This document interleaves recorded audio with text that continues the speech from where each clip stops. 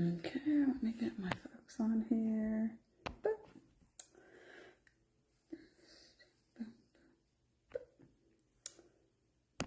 And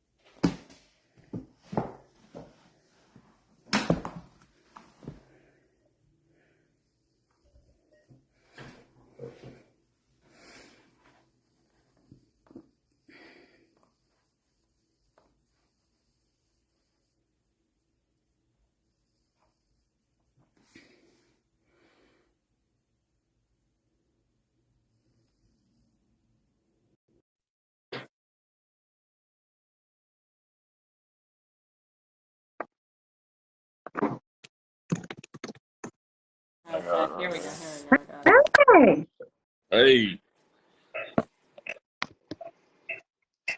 Hey. Hi. Oh, my son is missing. One second. High up for me. I'm like, I know. Here, let me go grab him real quick. So that way you guys can see him. He's big now.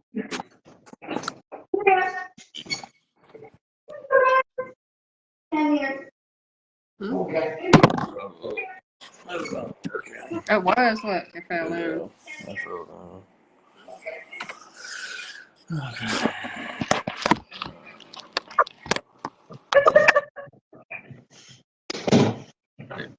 Okay. Oh, goodness. What's that? What's this? What's that? Oh. We're trying. I know, right? It's not letting add anybody. One second. Okay, there's that. Oh, wait. Roots, here we go. Let me add.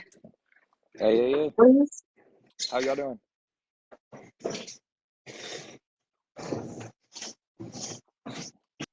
Hey, Corey, hey, Vicky, how y'all?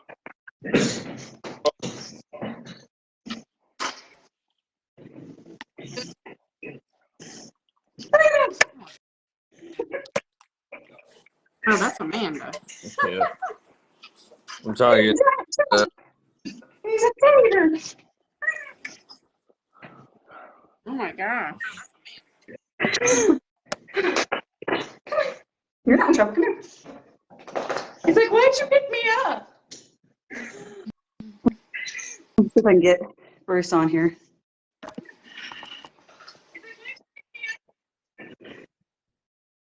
Come here.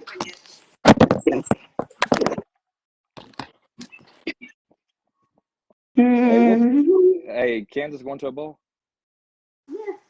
Yeah, it's a bull whose name is really long and ridiculous, so I have already forgotten it. Yeah. Hey, that cornerback y'all got, Kobe Bryant. He's from Evergreen. He's from like 15, 20 minutes away. Like he is a hell of a cornerback. Bruce. What's up? What's happening? How y'all doing? Good over here. Vicky, Corey, how y'all doing? They're trying to prop. Oh goodness! Is that Sriracha? Yeah. What you doing? Oh, how are y'all tonight? Turn the volume on this one off. Helios, I'm wearing you now. Blech. We gotta get the other one up on the table too. She wants to come. Oh, Rika! There's your little French girl. Yeah. Oh, look at her, my little face. Yeah. Hey, how y'all doing today? What y'all up to? Good, Bruce. How you been doing, man? Yeah, can't complain. Not at all. Heck yeah. All right. Now let's 1 second. Let me get my laptop up and running. Y'all gonna have to excuse me tonight. I'll be in and out a little bit. Not much. Oh yeah, that's right. You said that you had a couple things that are going to take you away from us for a couple minutes. Yeah, I've been sad all week. I had a female. She breached on me, and when she was taken to the vet to have a C-section,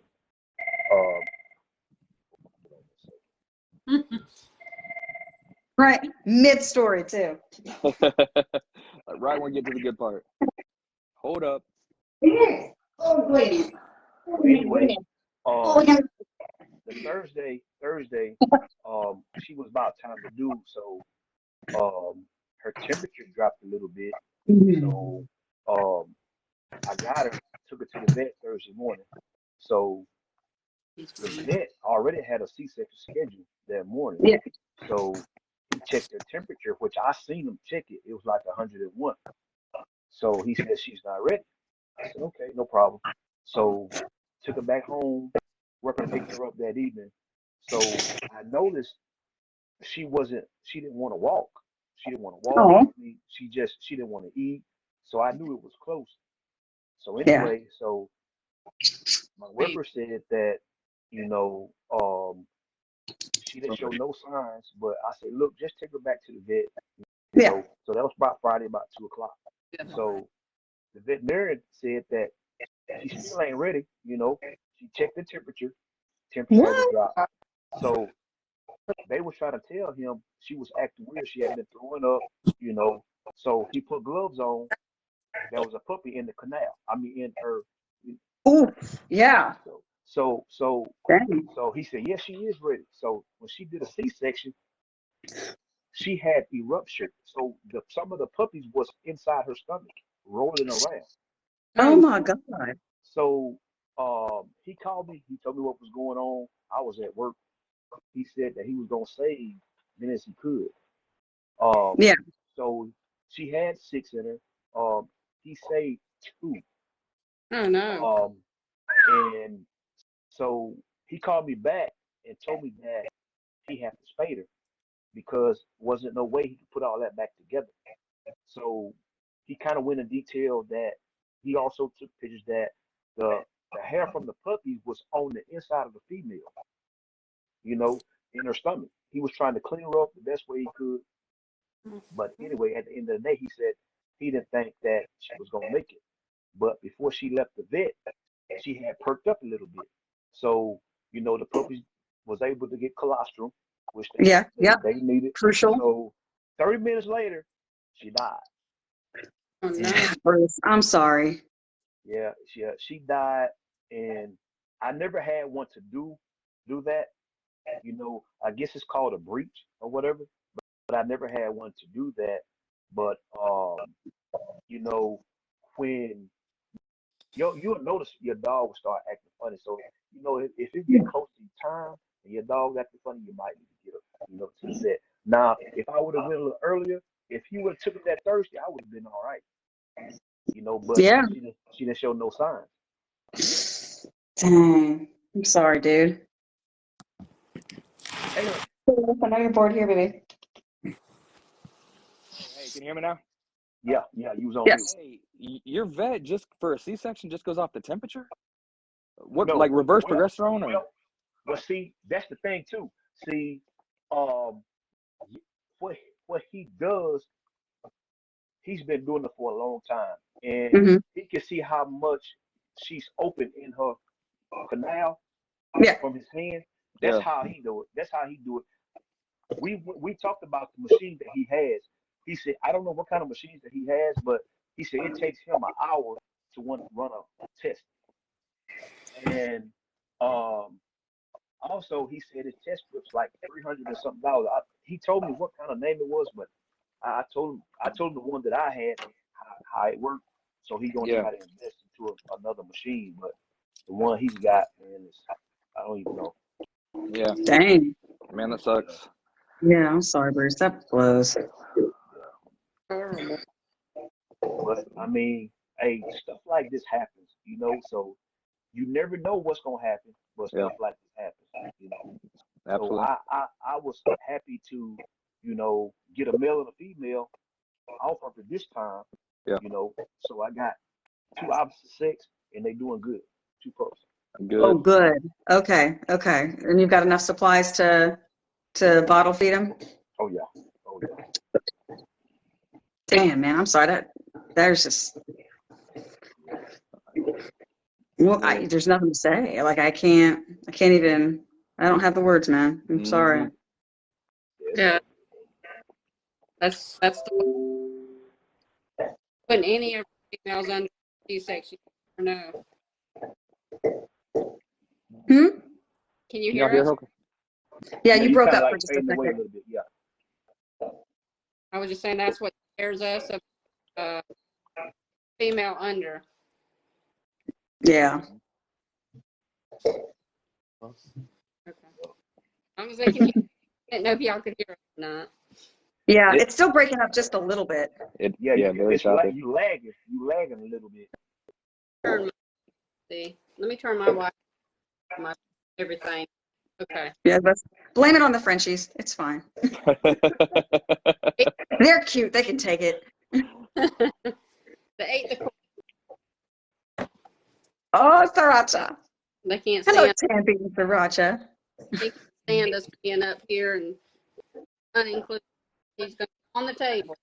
Oh yeah, he man. wants to monopolize on this exposure. Yeah. He's like, I'm ready for my close up, Mr. DeMille. Hey, Chubb Rock's like, get me up there. Get me up there. Oh yeah, Chubb is a slut. He loves attention. We couldn't get him up. I wouldn't want to try to lift him. Now Corey may be able to lift him up there, but woo. Other Yeah, I don't think any of us have any business trying to lift that dog anywhere. But are you guys ready to go ahead and start? Yeah. Whenever you guys are ready. As long as you can hear us. It's getting a whole lot better. Yeah. A lag. Yeah, it's just a slight lag, and then it's a little bit in and out from time to time. But I think it's improved since we mentioned it the first time. So,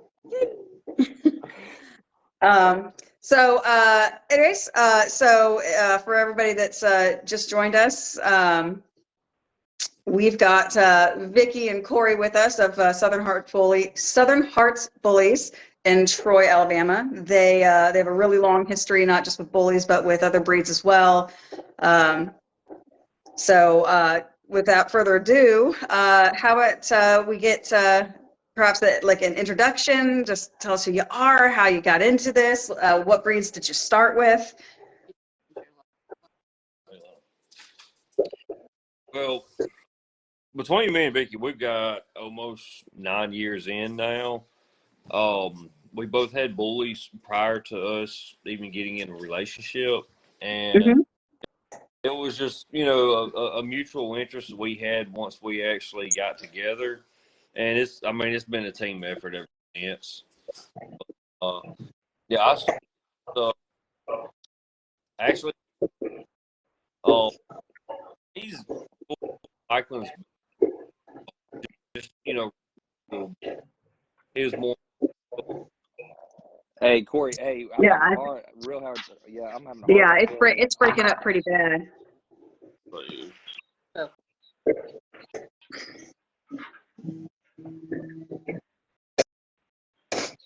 Let's see here. Trying to see if there's anything on my end that's doing anything weird, but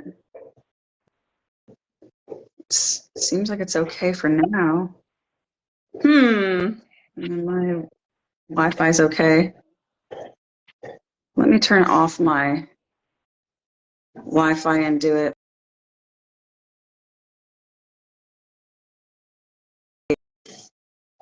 All right, let's see here. Everybody's still able to hear each other? Yeah. Corey, Vicky, you good? You can hear me? Or they froze? Oh let's see here. See if, and I'm not lagging or I'm not blurry at all. Uh-uh. No? Okay. For a minute, I thought maybe it was something on my end, but so I got off of my Wi-Fi. All right.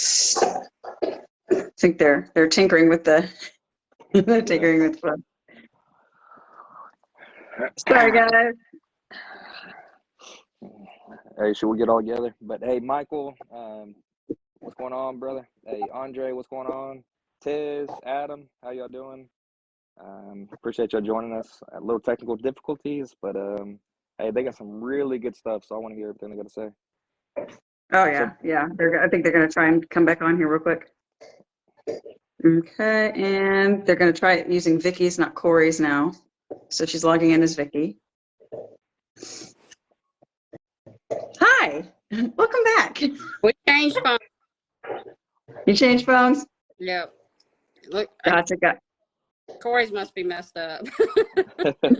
You never know. Weirder things have happened with him. Yeah, that's for sure. He's like, put me in. Put me in, coach. Okay, cool. So yeah, from the top, I guess, introduce yourselves and tell us how you guys got started, both individually and then obviously, how you started together. All right, go ahead. I used to work on the road a lot, and back when I was going all the time,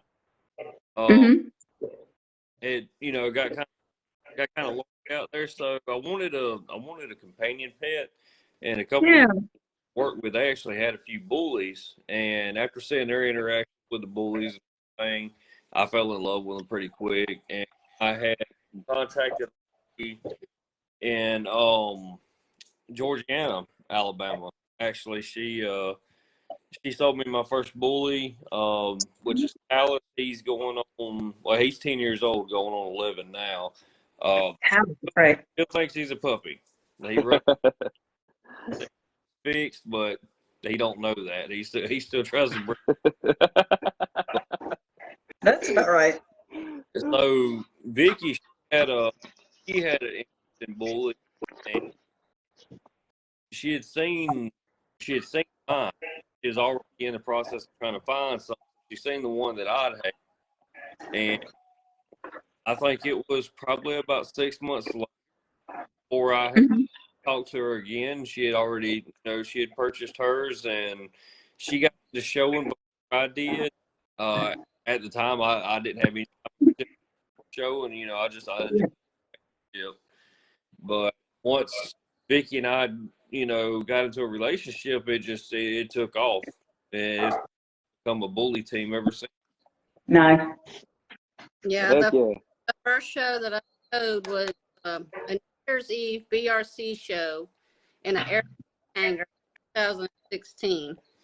Wow, I mean, it was fun. It was like a big party, and I was like, "Oh, I'm all about this. This is my thing here." Then we went from that show to the very next show that I showed. It would have been like January, February, and it was an ABKC show. Not remembering where it was. Must have been Georgia. Definitely wasn't here in Alabama. But I was like, oh no, it was Pensacola, Florida. And I was like, I don't know about this. It's nicer weather for January. It just wasn't as fun. And I was like, Like I'm showing everything I can, so I can decide which ones I like better. Yeah, and that show in Pensacola is very smaller venue, so I know exactly what you're talking about. Hey, Corey, I want to make sure I heard y'all right though. So you said that they got a bully first. She saw the bully you liked, got in a showing. So literally, y'all's bully life started together before y'all were actually technically together. Kind of sounds about right. Working out, going to the gym, the American bully breed, and just love for animals in general. Like I've had chickens for off and on my whole life. I'll get tired of them. They start pooping You know, I remember these being much more fun last time, but you keep telling yourself that every time. started coming up on the driveway and pooping on the driveway. No, y'all out. It's I'm familiar with that. that bad. Then you walk outside and got like 3 chickens in the garage, and there's like They're taking over. Like, yes, like, okay, we got something. Hey, and you know what? Speaking of them chickens, you know, you have to watch out for coccidia too. Oh, You know yeah. that, right? Oh, Yeah, yeah. because I had some puppies die from that because actually they was pooping around them. Yeah. Because they was roosting, you know, up in the trees, and they was pooping around them, and that's how they caught They just- coccidia. Yeah. I mean, I had a real bad experience first starting off in Bullies. Didn't have a clue about that. You know, come to find out it was coccidia, and Yep. I started ordering. I didn't have any of them, just pure luck. I was worming them, and like something isn't right. They're just not getting better. And I was Right. right wormer, and then that's when I had to find out what I needed. I'd learned really become my own vet. Yeah.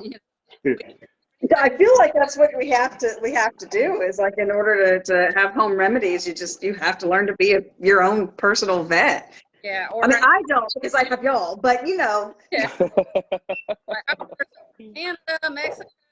I mean, you know, back when we started, you had to get it where you could racehorsemedicine.com. You know, Yeah. that place that you get the toprazoril. Start with a T. Yep. Yeah. Yeah. Toprazoril. Yeah. And that's what I started using on them. And then, you know, word of mouth, talking to other people. Yeah. Yeah. Mm-hmm. So Dang. that's how we got started. The dogs brought us together, literally. So, so you guys have had history in dogs in a general sense on your own parts. What breeds did y'all used to have and breed? I had Rottweilers in the 90s. Oh. Had cow dogs. I've had Jack Russells. I've had Rat Terriers. I've had Weimar. I've Wow. What was that last one? What I say, Weimar Runner, a Brazilian Mastiff. Wow. Yeah. Had all kinds of dogs. That's awesome. I figure because like you grew up kind of out essentially on a farm. Well, Like so. yeah, not when I was younger, but as an adult, I loved animals. I was gonna go to vet school. You know, Yeah.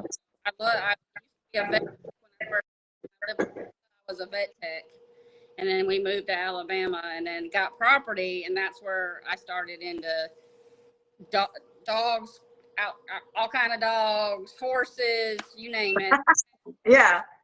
chickens. I've had it all. I've had every. So it started off, you know, farming and learning. Yeah. Well, that's awesome. Well, I mean, you pick up a lot of things caring for livestock and, you know, like that translates to dogs, you know, if you know what you're doing. And like, so I can imagine where that's coming right. Yeah. I mean, and you learn from those animals, a lot of it applies to your dogs. I mean, a lot of the horse stuff, you know, leather, Mhm.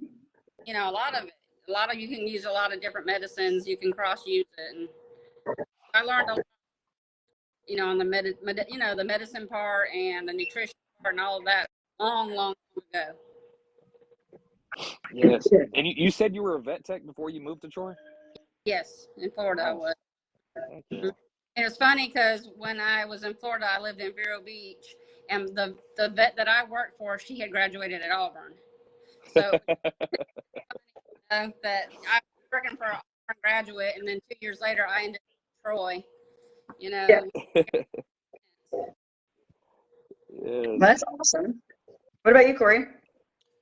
Well, when I think I was 12.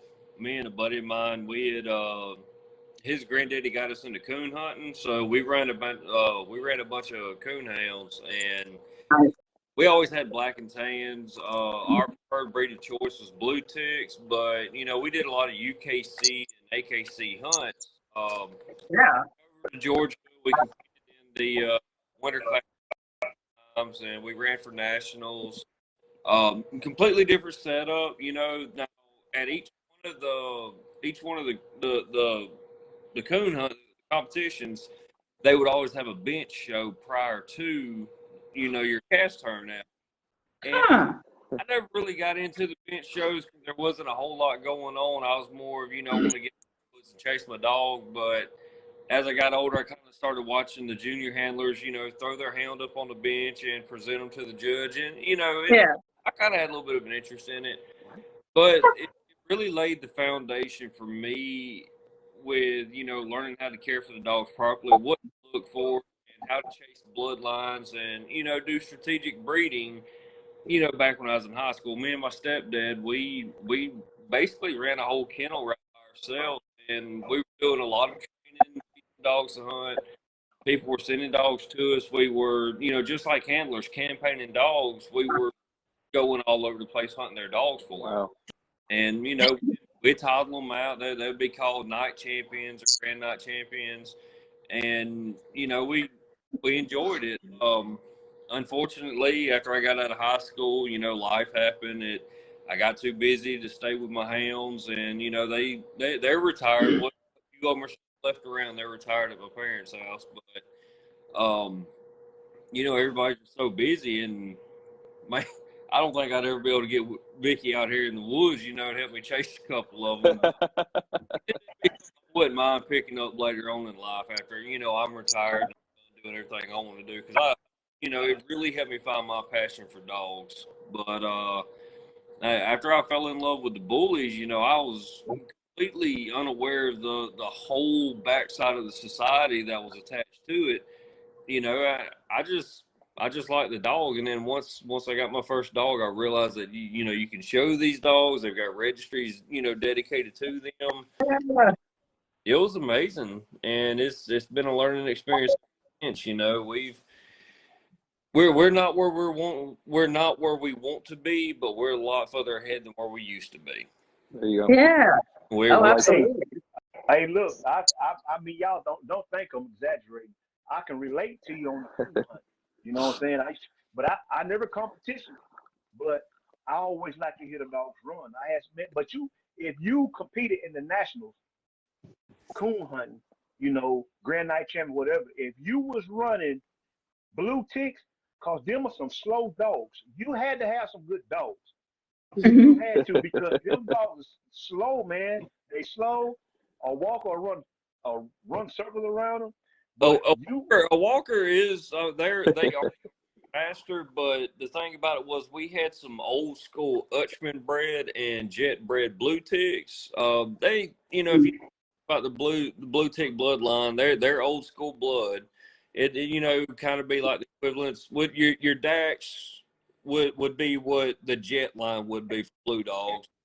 And Okay. Razor's Edge would be, actually, I don't even consider Razor's Edge the Utchman line, but we had, there's an old term that we use, it's called a cold nose. We didn't turn feeder buckets, but, you know, we could put them out there and they, you know, they'd strike up a track that, you know, 2 days old. It's crazy, but these dogs, even the Bullies, I mean, they all their senses are hyping, you know. It's just, it depends on what breed you're using, but Yeah. of course, I couldn't use Chubb out there to coon hunt. I mean, You could try, and it would be at least entertaining.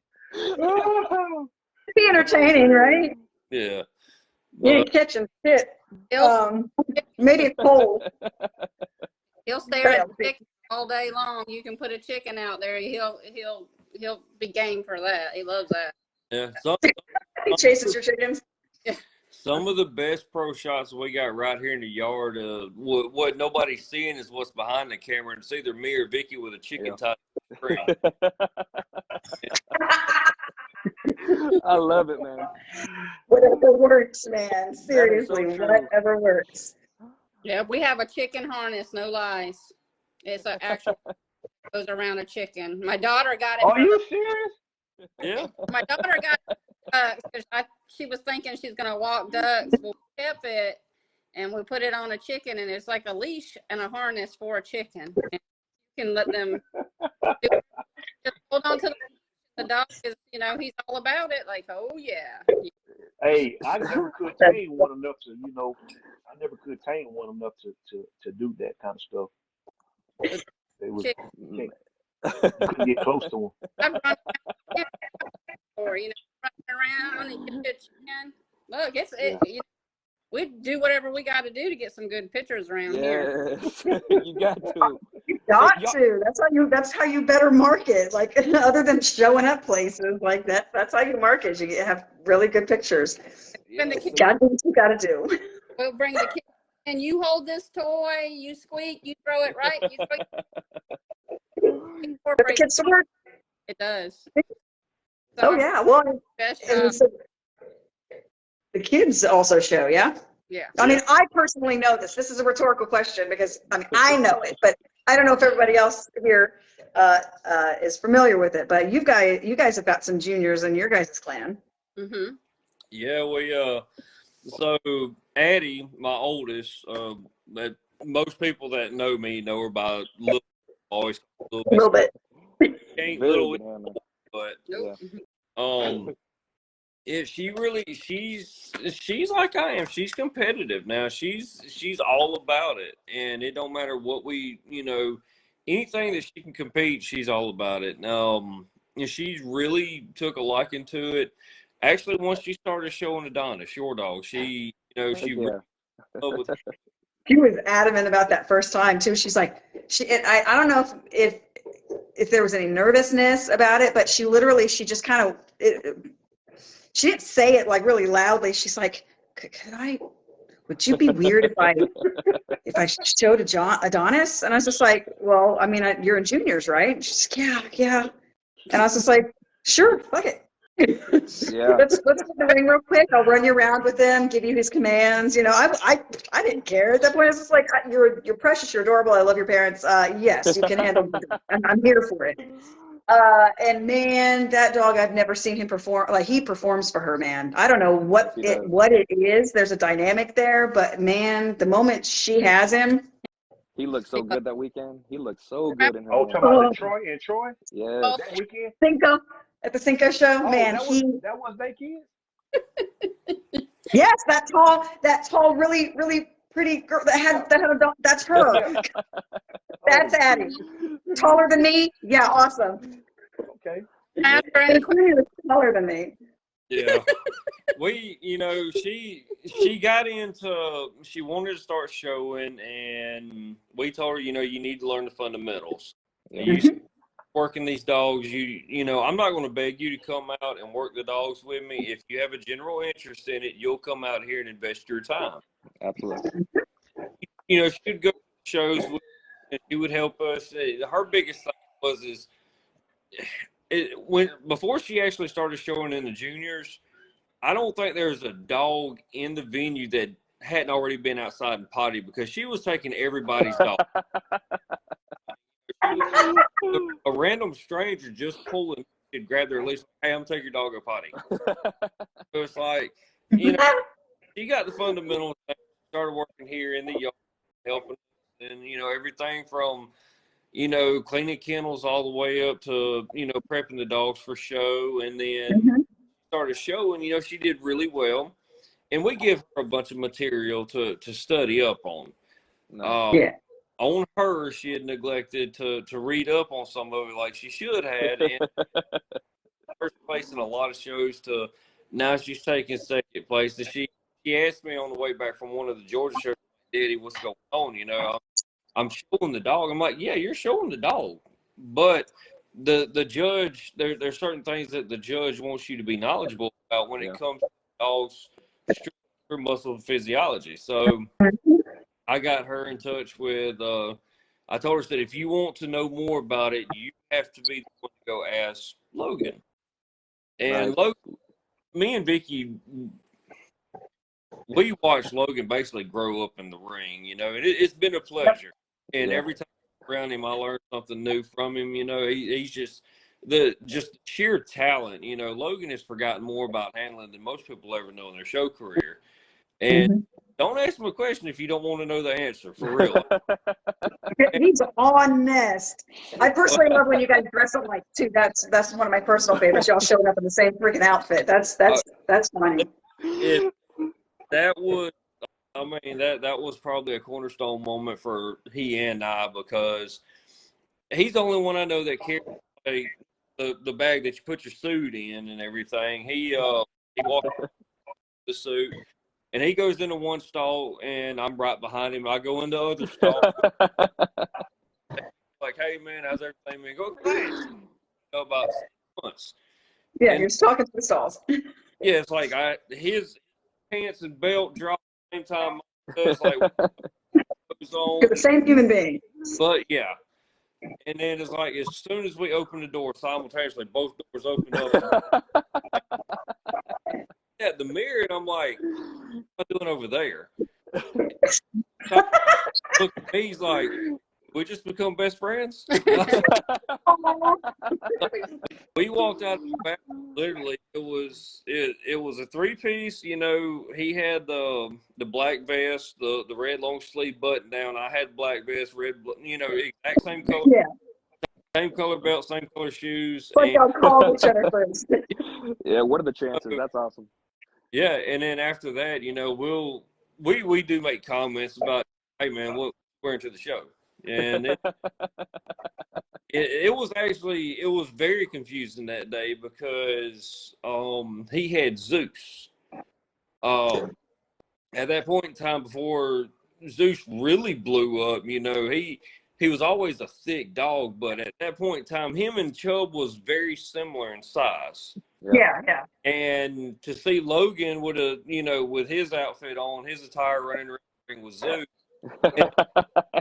Had to be confusing for everybody. what in the hell is, you know? So it was a good time. It was a good time. Yeah, you know, we told her she had to start studying a little bit more and actually learning what she needed to learn, because it was funny, and it was actually too funny to be embarrassing. But she had Adonis in the ring. Oh, I remember this. I think it was Rolando. I'm not sure I exactly can't remember if it was. It might have been, but yeah. but she was showing the hell out of him. I mean, he was on point. You couldn't ask for. Yeah. Yeah. You know, and she was doing her thing, and then the judge comes up to her and is like, all right, sweetie, how old's your dog? And she just looks like, I don't know, like 5 months. I think she said 3 months. I think she said 3 months, and I just remember when she told me, he asked me how old he was, and I just said 3 months. And I was like, The judge blamed. okay, well, you're about 2 years off. But you know what? It's okay. Yeah. Yeah, 2 months. She become a little bit more tentative about it, you know, and she realized that there's more to it than just grabbing the dog and walking out in the ring, you know. And I told her, this is what makes better handlers in the ring is you're setting the foundation early as a junior handler. So that's the reason why they ask you the questions. Now, my youngest one, she is down for whatever, whenever, and Right.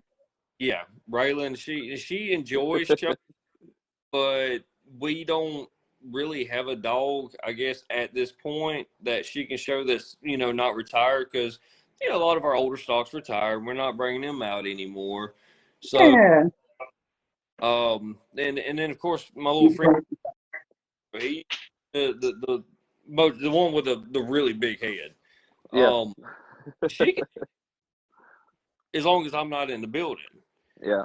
He's once he sees me, it's all over with, and she's pulling on him, and he's pulling off, and she's choking him out. So, you know, we decided that we asked Ray, you know, like, do you want to stay with the dogs, or do you want to go rest? And she's like, it don't matter to me. I just like being in the ring, you know. Nice. So once we got into showing the birds, we got Ray her own little bird, and she's been all about it ever since. She's We've got one that's, you know, she's following our footsteps with the dogs, and then we got that's you know, she's kind of paving her own path with the birds. So, I know y'all think I'm crazy with, you know, but I have showed everything ever since I got into animals. I showed horses for 20 years. I used to train them. them. I used to compete with them. So then after I got out of horses and got into dogs, I started off with a show dog, or so I thought. When I bought my bully, I bought a show dog. We all bought show dogs. So then I had I to buy. show them. That's what qualifies them. We our yard. Yes, we were. We were. We were put our breeding. town on the map. We were line breeding. Line breeding was good. We didn't even know, but yeah. So for us, I mean, everybody laughs because we show the chickens. It's like we show everything. I guess because when we get into anything or as a hobby, we just always end up taking it to the next level. Yeah. Because I remember when you guys first started telling me that you guys were going to show chickens. I guess the thing that you kind of liked the most at that juncture, and this was like last year, I think, you were just like, I can just drop off the chickens and then come back and get them. Yeah. Like, I don't even have to be there. Like, and so then, like, fast forward to like the most recent chicken show that you guys actually, you posted about, and y'all are there and actually like showing them chickens. I was like, oh my god, okay, so they Good. got deep into it. Yeah. We took a reserve champion best in the show. Wow. So, I mean, that Nice. was our first show, and for us to walk up in there, We felt kind of awkward, not gonna lie. Yeah, We it was. Honey, you're showing chickens. Like, you have some good on. We're just a prime example of a chicken showing family. Yeah, so I mean, it's like the judge, the one that had actually, he had judged all the what they call the tabletop shows, because with the birds you have in cage, which would be considered like our sanctioned show. Then you have the table, more the Like fun the fun show. show. The fun shows, you can get in there, you can clap, hoop, and holler, and I mean, you can have a really good time. We've never shown birds, so we didn't know if we were going like in cage or tabletop. And Yeah. me and Vicky, being me and Vicky, we're competitive. We're loud and obnoxious. We like to have anyway. I love it. Served. I can't. I'm always saying, "Shut up, Corey." Shut up, Corey. We're doing this. It's About to go down. You still don't know. comes to my mind, it's gonna come out my mouth, and that's not always a good thing. I did have a question for you guys in regards to like as far as you showing your dogs. This was one thing that I remember you guys saying at one point that I think is very important for everybody to hear, because I wouldn't use the word struggle with it, but you guys had an instance where you had to contemplate and make decisions based on this. But Champion Raven, deciding what class she's going to be in, as far as whether she's a standard or a classic. Yeah. And there's a lot of debate kind of going on back and forth with people saying that mass alone should dictate what is standard versus classic. But your guys' definition of it or perspective on it is a little bit different. And I kind of want to see if you'd be willing to share that, because it made perfect sense when you described it to me. I like that. So, mass is a contribution when it comes to being the deciding factor for what classification, what standard your dog falls up under. But with Raven, with her particular situation, Raven had all the mass in the world that you can ask for, but she had what we call bitchy bone. Okay. So she was very well put together, a lot of muscle structure, bullier than a lot of males that she was competing against, but she was very bone. She had classic style bone. She did have a little bit of a tuck, and there was enough desirable traits there that she fit the standard as a classic all day long. As a matter of fact, anybody that wants to ask Dave this, come up to us at it was the Jacksonville show the year Blue won national, and Ray 21. serve under Blue, and that's, you go from Blue to Raven. Raven was a big bitch, but nowhere near comparison to what Blue is. Yeah. Yeah. And, you know, Dave come up to us. He's like, man, you know, I absolutely love this bitch. He had no idea that she was lineage. So me and Vicky laughed and like, well, you know, there might be a good reason why you like her. You know, she's demon born. She's your fault. You did this. He was very adamant about this is my poster child picture for a classic. Nice. Back up, you know, let's say 8 months when we first started campaigning her. We Mhm. issued deciding what class to put her in. We'd put her in standard, Right. and then some of your more wow factor judges were like, no, she needs to be in classic because of her bone density. We put her in classic, and your cleaner judges were like, well, she has to be, you know, she needs to go standard. John Roniker, God love him. I love it. Love me some John. Yeah.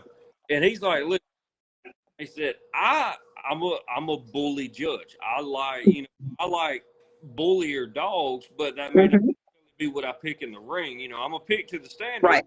but my preference is bullier dogs, you know, because that's what represents the breed. And you're being cleaner. I'd never heard nobody use that. I'm like, what is that? He said, put her in classic. If you don't have, and at that time there wasn't a whole lot of classics showing.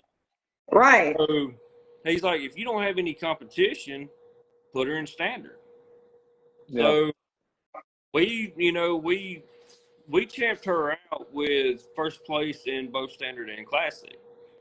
And, you know, we did a lot of good things with her before we decided to retire. And she's definitely been a good learning point. She taught me how to be a better handler. Yeah. Taught both my girls to handle because Raven. She stacks herself. She stacks herself. That is It's a nice hysterical. female. That girl stacks herself. I watched it. I'm like, holy shit, she just stacked herself. Very good dog. A very well behaved, very good, very everything you want an American bully to be. Embodied. Right. You know, And she was one of our. We started off with bitches, not studs. All of our productions and all of our winners were bitches. We didn't have any studs. We were using other people's studs, and then once we started, we kept females off of our productions and we bred them. You know, so it's been years. It's been years. We started with really good females. Yeah, and I mean, we're not that we would ever be able to take credit for Raven. She's not our production. Now, we showed her, we trained her, we got her she was 8 weeks old? 10 weeks old. 10 weeks old when we got Raven.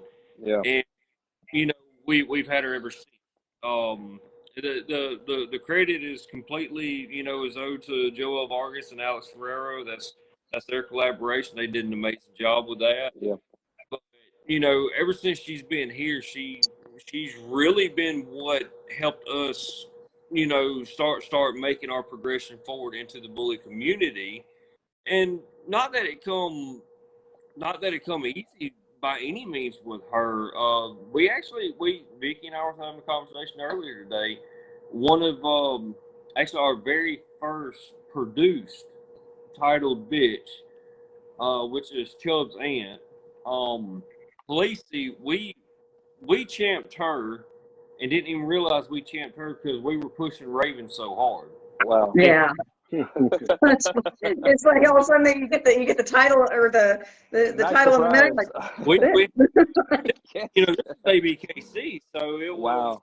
Nice. She got 90 points her first show. Yeah. And I was like, dang. You know, so we took her to her second show. She was acting kind of off, scared because she hadn't been showing. But yeah. the show we took her to, so she didn't get any points at the second show. She was just real skittish and off. Well, the third show we took her to, she got the rest of her points. And that was a production. We just weren't sure if we were going to show.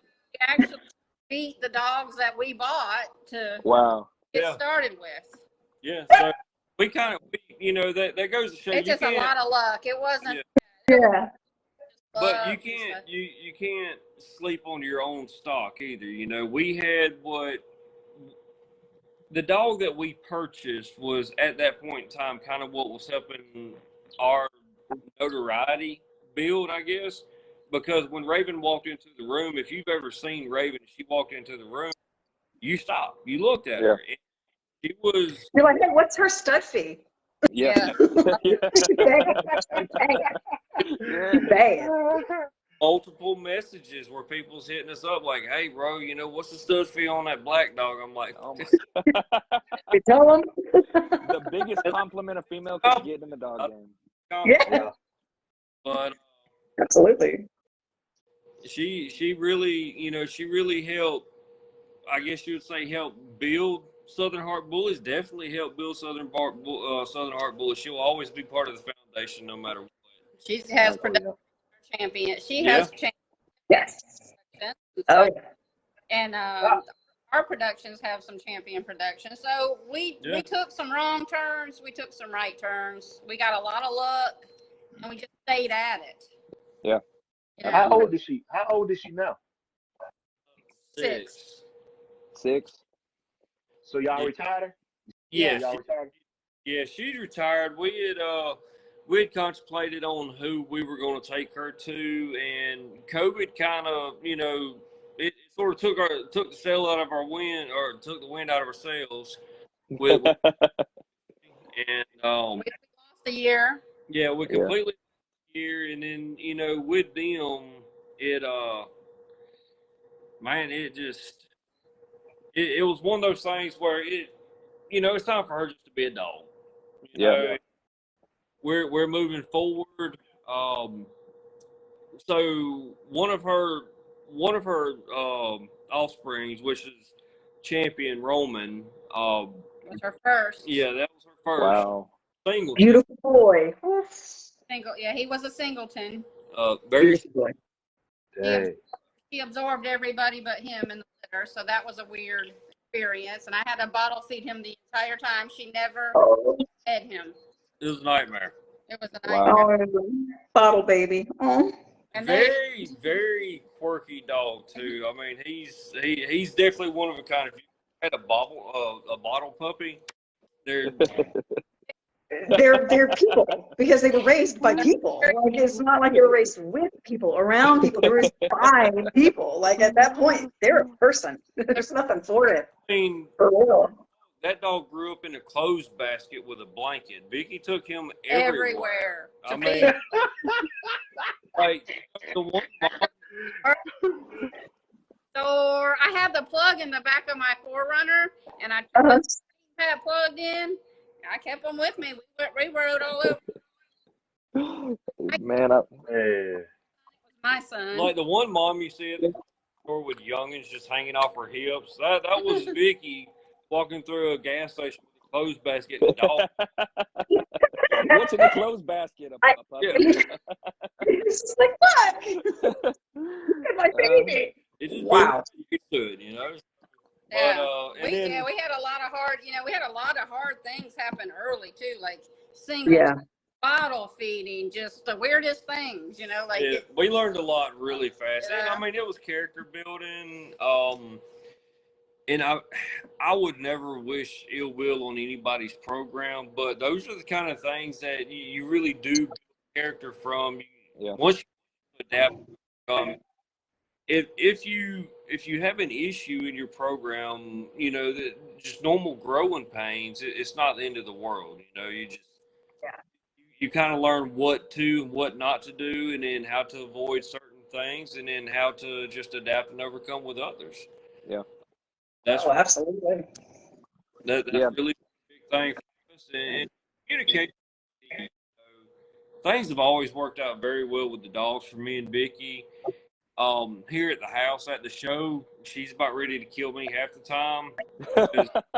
All over the place. And then honestly, once I get in the ring, I could be the only dog in the ring. you'll see me doing everything, and Corey will be talking to everybody. I actually witnessed this. Like, he's making his rounds, is like walking around, saying hi to people and stuff, and like, and Vicky's chilling with the dogs, getting her whiskers all done, and like, she's. If don't see me running around with. I'm either eating or playing with somebody's dog. That's This is 100% fair. I've seen you with a bag of like Dorito chips, and you've put stuff in it, and you're just eating out of this bag, walking around. Long days. I love the honesty, Corey, and I love, man, what y'all are talking about with Raven. You know, retiring her at 6 years old, and Bruce, you were asking if she was retired. You always put the dogs first. Like, it Yeah. does not matter what your program's looking at, how well they're doing in the ring, you put your dog first. And I've seen you, like, the challenges that you put upon yourself. Like, you know, Chub Rock, I know that you've, you know, in the future, like you've talked about that and enduring another challenge. Like, it's amazing what y'all are doing and the consistency of it and how y'all pair it together. So how y'all started and how American Bullies, like, brought y'all together and y'all's mindsets and how y'all function at shows, because y'all balance each other. Like Corey going around eating and talking to everyone, and Vicky really organizing everything. Like, Business. it's an incredible balance. So I just really Yeah. want to take the time to say thank you for what you're doing in the bully world. I love what y'all are doing. I love seeing y'all at shows. I know y'all have had a huge impact, especially with the shows that have gone to Troy. But I just want to give y'all flowers because, man, y'all are doing incredible. I don't tell y'all about that.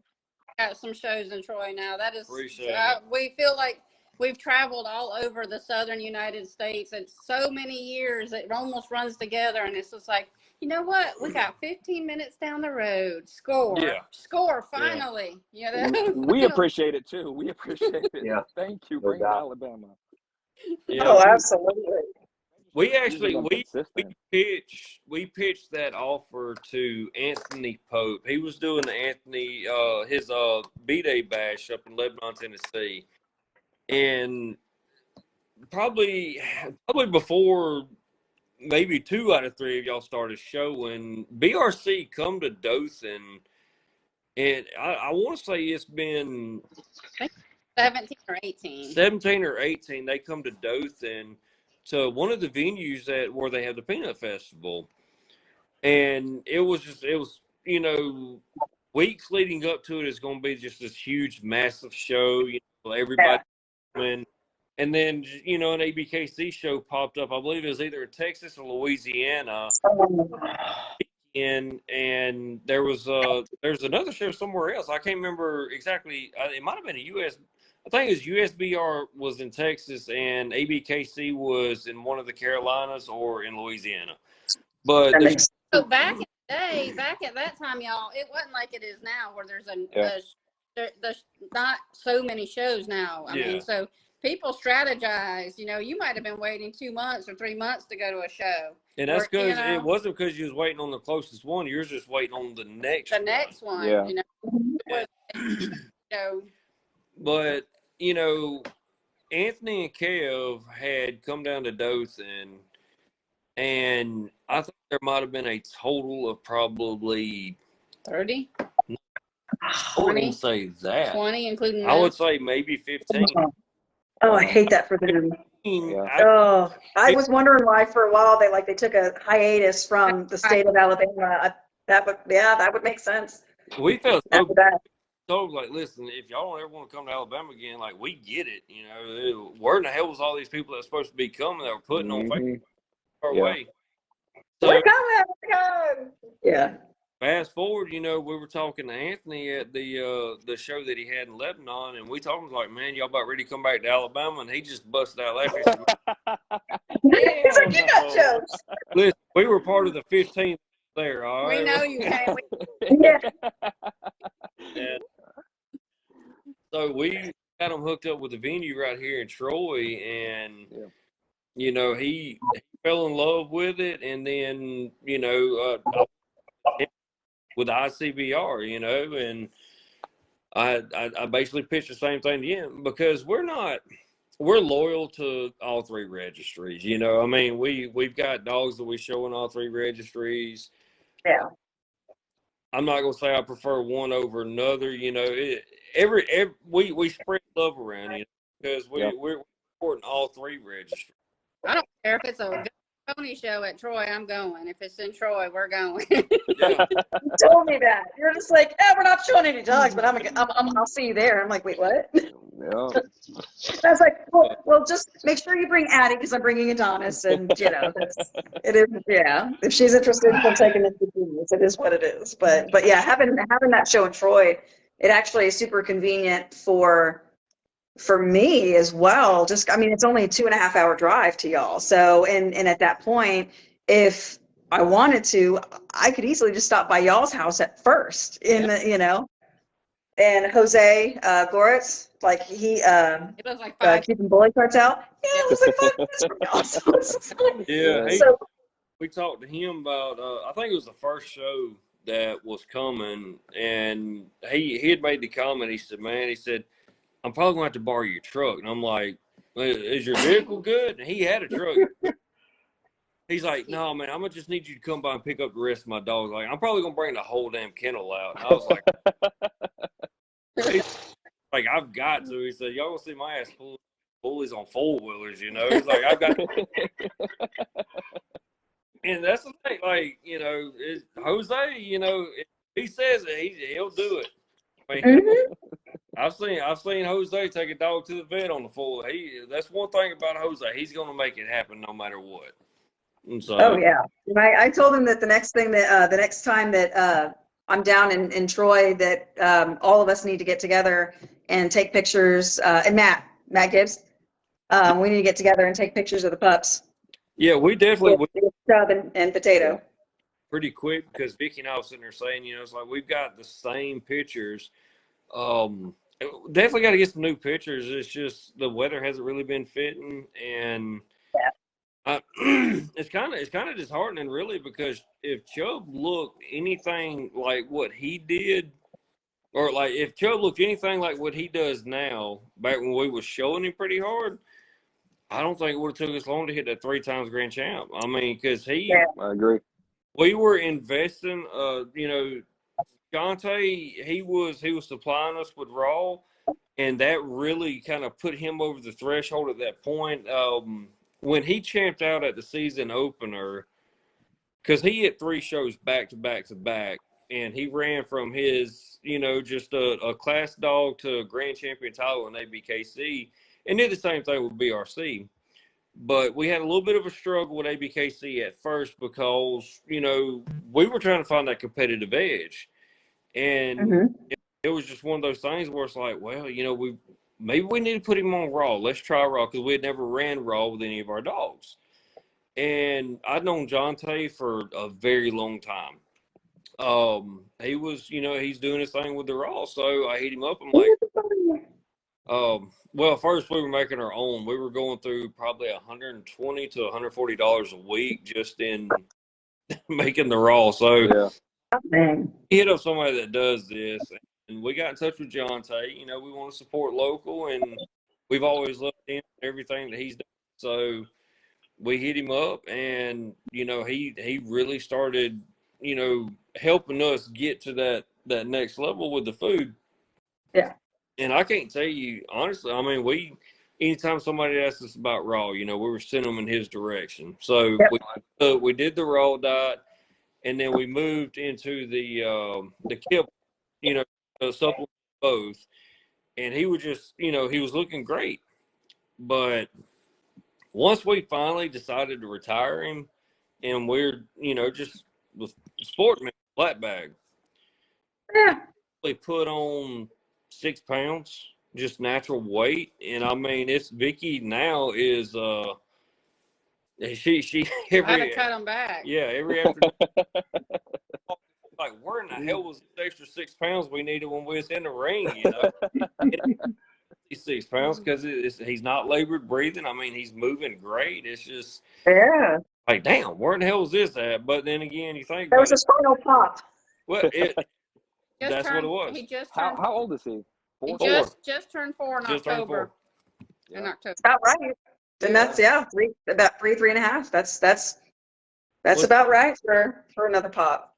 We really push to get his champion, and when 8 months old, he was just this fat ass puppy running around the ring. He was a big a roly poly, was it, Vicky? Is that what you called him? Yes. walrus. and and get him stacked up. I mean, he was the laziest bastard ever. I swear. He would stuff, and I'm like, you're man, you're. You know, it's funny. His legs were as thick as they are now when he was like Oh a yeah. puppy. So it was like we thought he was going to be a giant. We thought Yeah. He had to grow into his legs. Yeah, his legs were so thick. I was like, this is the thickest dog I've ever seen. His legs were like, you know, but then he grew into proportion. Yeah. But it was, you know, he was definitely awkward looking for a little while, you know, because he was big down below, then he was big up top. Now he's got all these extra rolls. It's like, you know, kind of need to stretch him out a little bit because in order, you know, for Chuck, as big as he is, he's very compact. I mean, he is a very short back dog, and he, you know, he does move well. So that there's definitely, you know, yeah, there's a lot there that anybody could use as far as, you know, breeding in their program moving forward. As far as your short back, mass, bone, he anyhow. So fast forward from there, we tried several different diets, and I mean, you know, Jonte's Raw did really, you know, did awesome things for him, and then also, you know, once we started figuring out the best formulated kibble. That really helped him out. Once we retired him, I mean, it's just like that extra 6 pounds just come out of nowhere.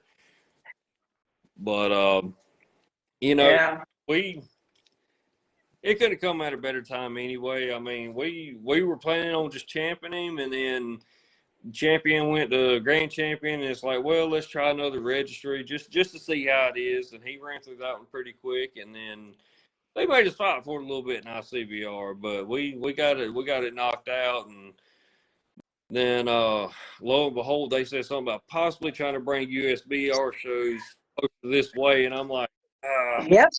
Yeah, I heard that. I got that word. I want to say it was today that there's that's kind of forecasted for 2024, and all of a sudden they're like, bring it. Like Adonis is already registered. Like I think I went overboard, and I registered Adonis in everything. I think except for ICKC. I think the ICKC is the only one that I have yet to register him in, and yeah, like. He's even registered with Bully PetX, like, and they don't even have shows anymore. Like, I just, like, it's did it. But I do need to get Helios USBR if that's going to be the case, because I think before the next, because I think Anthony said that he was going to do 3 Battle of Troys in 2024. So I need to get Helios his BRC done and USBR. So other than that, I mean, so Corey, are y'all talking about bringing Chubb back out if USBR is he and his extra 6 pounds? It really depends. We're trying to we're trying to move forward, you know, like we're trying to go with the next generation forward, but that's tempting. That's tempting. Here's what as far as BRC and ICBR, you know, it was just the mood kind of hit us, and we're like, the hell with it, let's try it. Yeah. So I can't say the plans right now are that Chubb's retired. You know, we'll bring him out debuting fun shows here and there, let people, you know, put on. But if a USBR show pops up in Troy, he's probably going to be there. Yeah. And rightfully so. I don't blame you, man. It's a new challenge. Like, let's see how those 6 pounds, and let's see, like, I understand. I'm telling you, if he's gained another 6 pounds, I mean, put his big ass back in the ring. 4 years old, he is prime time now. He is in his prime with the way his blood genetics matures. 4 years that's your golden year. So. Yeah. I mean, I feel like you're talking yourself into it as you're talking to us. That's what I'm getting, is that you're talking yourself into it as you're trying to talk yourself out of it. It's not working. Yes, but I don't know. You're kicking me under the table like we're not doing another run. Yes. But no, I know y'all have started a lot of programs, especially in Alabama. Like Chubb Rock is man, he's done his due diligence, like in the bully world. Like, Mhm. thank you for sharing him with so many people. Oh Seeing yeah, he put in K-Tonio, that work. I know he's watching right now, and he's been in the comments saying y'all made him into the monster he is. Like, Yeah, and I that's seen in the that. showing, and that's obviously a Chubb son and giving him to the right hands, and he's blown up with them. And man, Corey, you're always available to everyone and to him, man, because he's told me so many different times, like he'll give me information. I'm like, yeah, Corey taught me this. I'm like, all right, it's valuable information. Like this is good stuff coming. Yeah, Corey single-handedly got Adonis to stop sitting in the ring. There's no other way that I can, like, everything that I can think of, like, that I taught him or tried to get him to avoid, that I think was the one thing, is that it took Corey messing with him, like borderline wrestling with him, Right. like to get him comfortable with people fucking with him, right? Just messing with it, and so now it's just like, it's become a tradition, like when we're at a show. Yeah. Corey just randomly walk by him and just honk, just go by. Corey And- helped us with Genesis Tail. Genesis, like the gay tail. Like he's helped us with that. So man, just the information he's passed on. Working at the table. Huh? What's What'd you say? I said, where was I at? Working at the table. Yeah, you were already at work. You were already at work. You were saving whiskers on a Frenchie somewhere. It was. Oh man, but that's good stuff. Just Oh, information, the absolutely. valuable information that you're willing to pass to the next person. Like it's been invaluable, especially in this area. Well, the reason why we're so open as far as like the information and everything is, like I said, we got almost 9 years going in, and when we first started, it was people were not very open Oh, to. no. And I mean, I understand now after us having the time in that we do. I completely understand why they're not as open, because so many people start up and then they fade out. Yeah. And it's not that you want to be, you want to stay in, just your own Yeah. confined space, but you don't want to build a relationship and push and promote somebody that Fizzles out so fast. yeah, you don't want somebody else's success more than they want their own. Yeah. And that's Yeah. where we're at now. So when we first started, people were they were kind of making sure that we were going to pay our dues and stay around long enough before they even started talking to us. And we struggled for a while, and eventually once people started recognizing us coming to these shows, they started coming up to us and like, hey, let's try this or let's try that, and they'd pass on information. And it always, we were always kind of in question about it, but some people had passed on some very knowledgeable information on top of other stuff that we had researched and read, because Vicky, before she ever got her show dogs to begin with, she did probably 2 years of extensive research of what bloods to get into. And it so it wasn't just buying the dog and then start showing. It was a lot of compound information that we had already had stored, and then moving forward with getting the dogs and then doing the breeding. But we've had people come up to us, like, hey, I want to get into the bullies. What's the first thing I need to do? And we look at them, we tell everybody, it's like, don't, don't. And the reason why is we all know how it is getting into it right now. But all jokes aside, it's like we tell them, like, you need to figure out your vision of what you want your program to be. You first off, you need to know the difference between, just breeding, showing, and actually running a program. We've got 9 years in, and we are just now starting to tap the surface of being what we consider a program. Our blood is just now becoming consistent enough in line breeding itself that I can take tail to any bitch that somebody throw in front of me, and I can tell you 9 times out of 10 what he's going to do. And not all litter is going to be desirable. No stud out there is going to throw a desirable litter at every single female. I don't care who it is. But that's just, knowing your dog, knowing your genetics, knowing what it's going to do, and the consistency is key.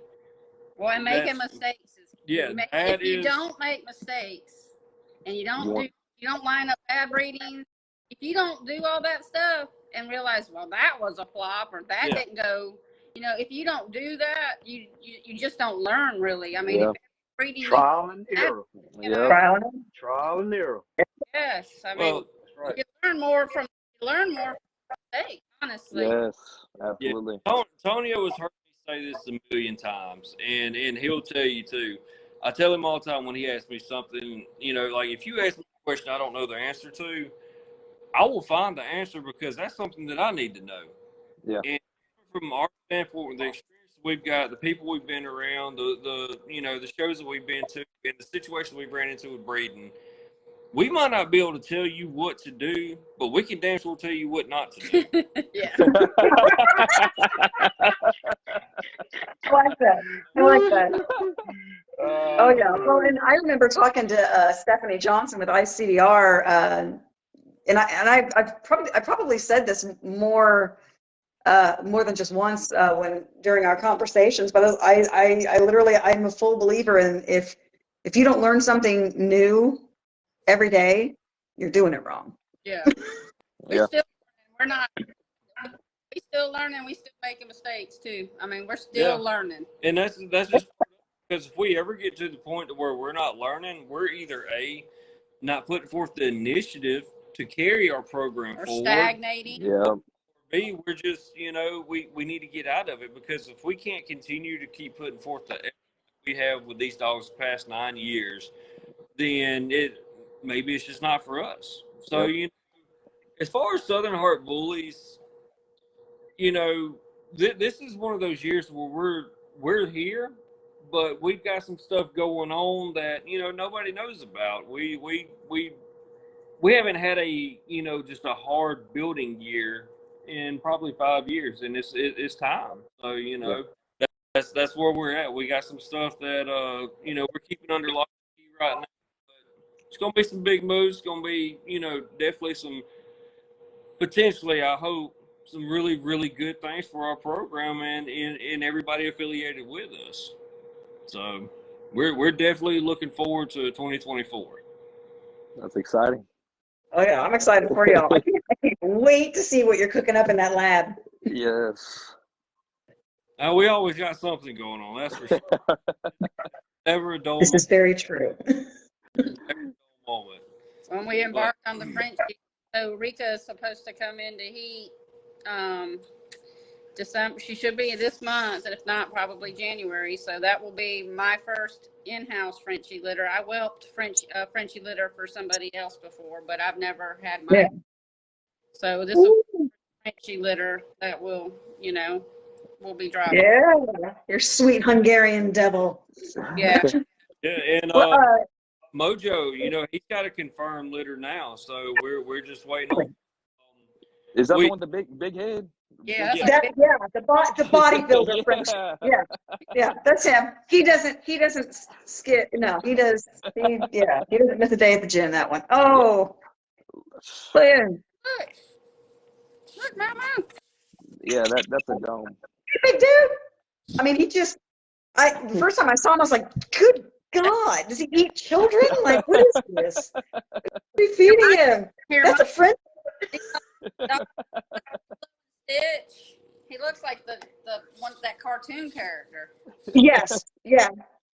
He looks like he needs a cigar in his mouth. Like he's just ridiculous. Like I loved Mojo the moment I saw him. I was like, oh my God, I'm in That's love. the perfect name. That is the biggest head I've ever seen on a French. Like, oh my God, that just doesn't even seem real. Like you can't even. One of these to a bully. As you get Don't give anybody any ideas. They already have enough. Man, no, I mean, I am not. I am not allowed to talk about y'all's breedings with Matt because last time I did, I ended up with one of them, and he's like, no more. But he is a little chubby potato, so I mean, he is very much so, and I'm hoping because I want to say the season opener is roughly around his 14 month, right? He turns 14 months on the 4th of January. So I'm hoping that 14-month pop that's, Hoover had, one of his daughters had it too. I can't remember, was it Belle? Did Yeah. Belle have it? Yeah. Like 16 months, they tend to, Yeah, that something in their face. is head. yeah. it's crazy. Tonio, Tonio's his hardest critic, but hands down. And I know he's probably sitting there shaking his head talking about facts, but and I tell him all the time, like, man, it's like you gotta get out of your head, like everything's good. And about 12 and a half, 13 months in, like Hoover was turning out really nice. Like we knew Hoover was turning out nice, and it was just Tonio sees him every day. I think Tonio seen the dog more than he did anything else, and he's like, my dog's not growing. I'm like, he's growing, dude. Trust me, every time I see him, he's another pant size. You know what I'm saying? He's growing, trust me. So it was, we told him, like, man, just give him the 14 months, and he's going to surprise you. And I told him, I said, it's going to be the difference between, you walking out there one day and like, man, this is a dud. Then the next day you're going to come out here and like, whose damn dog is this, And, Yeah, did they just multiply? Did somebody have a friend over and the friend just never left? Like, it was literally like 14 months and maybe 2 weeks. I got the phone call that morning. It was cold as hell too, because I had just pulled his ass off the treadmill, put him back in the kennels, and he called me up and said, bro, you ain't never gonna do this. And I told him, I said, he done popped, didn't he? He said, shit, man, he said, you got to see this boy, So we talked about it and we laughed and everything. And yeah, he just commented the 2-year-old pop. He I picked Antonio so long about it, because like Hoover's my nephew, and I always play with him and stuff. And I told Tonio, he's built like a damn blue cat. I mean, he just had a catfish head, and we laughed about it. And 2 years old, when 2 years hit, he decided he didn't want to be a catfish no more. He grew into full grown man. That boy's looking good. yeah. Every single time I see that dog, I swear he's a different dog. It's unreal. And so part of being able to watch Hoover Dam grow that way, over that length of time, it was one of the biggest contributing factors. Because I mean, I can sit there and I can love Chubb all day, I can love the pedigrees all day, but watching what Dam did and what what Belle did, and just watching them grow, like that was the deciding factor in me getting this chubby tater. Yeah. And like Bruce and our little pocket male, Bruce outproduced himself in his very first litter. Yes. And I was so mad because it wasn't our litter. Yeah. So the same guy horse that, but he was really interested in Brew. And, was like, well, hey, let's do a trial run before we put him out there, because we're going to know what our dog does before we ever advertise him. And you'd never hear us say that our dog's a proven producer without us knowing, in fact, that he is a proven producer. Yeah. Have a production all day long, and that's the thing. Just because he got a 3-piece set doesn't mean that he's a producer. I mean, that's part of the things you need to learn early in life. Or early in the bully life is you need to know the difference between a production and a producer, and if your dog's going to throw or not. Yeah. So through trial and error, we're doing our little pocket mail just like we did Chubb. Let's breed him, see what happens, and we bred him to bred him to Chubb's daughter, and bred him to Belle, bred Brew to Belle, and You guys haven't seen Belle. Damn. yeah, she's Bad. she's nice. She's But terribly well balanced. that breeding went down without a hitch, and he calls us, keeps us informed on the progress of the litter, and then the whole time he's, you know, he's talking to Vicky. He's like, well, I don't know if I need to come to the show, you know, because I really haven't had a chance to mess with him a whole lot.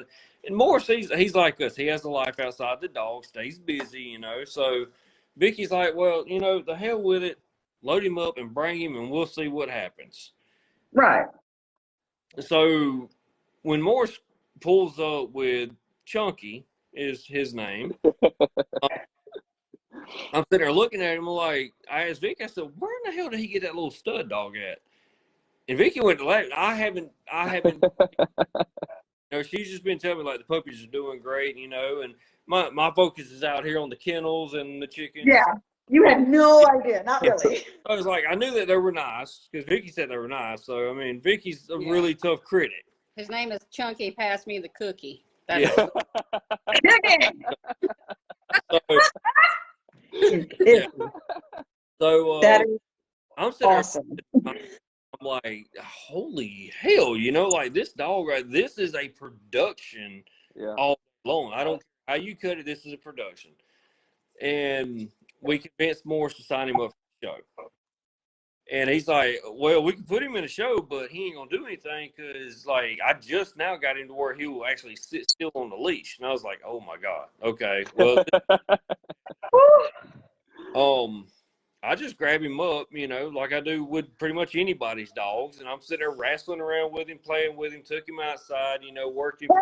I don't know why. And he was not having the one-on-one outside.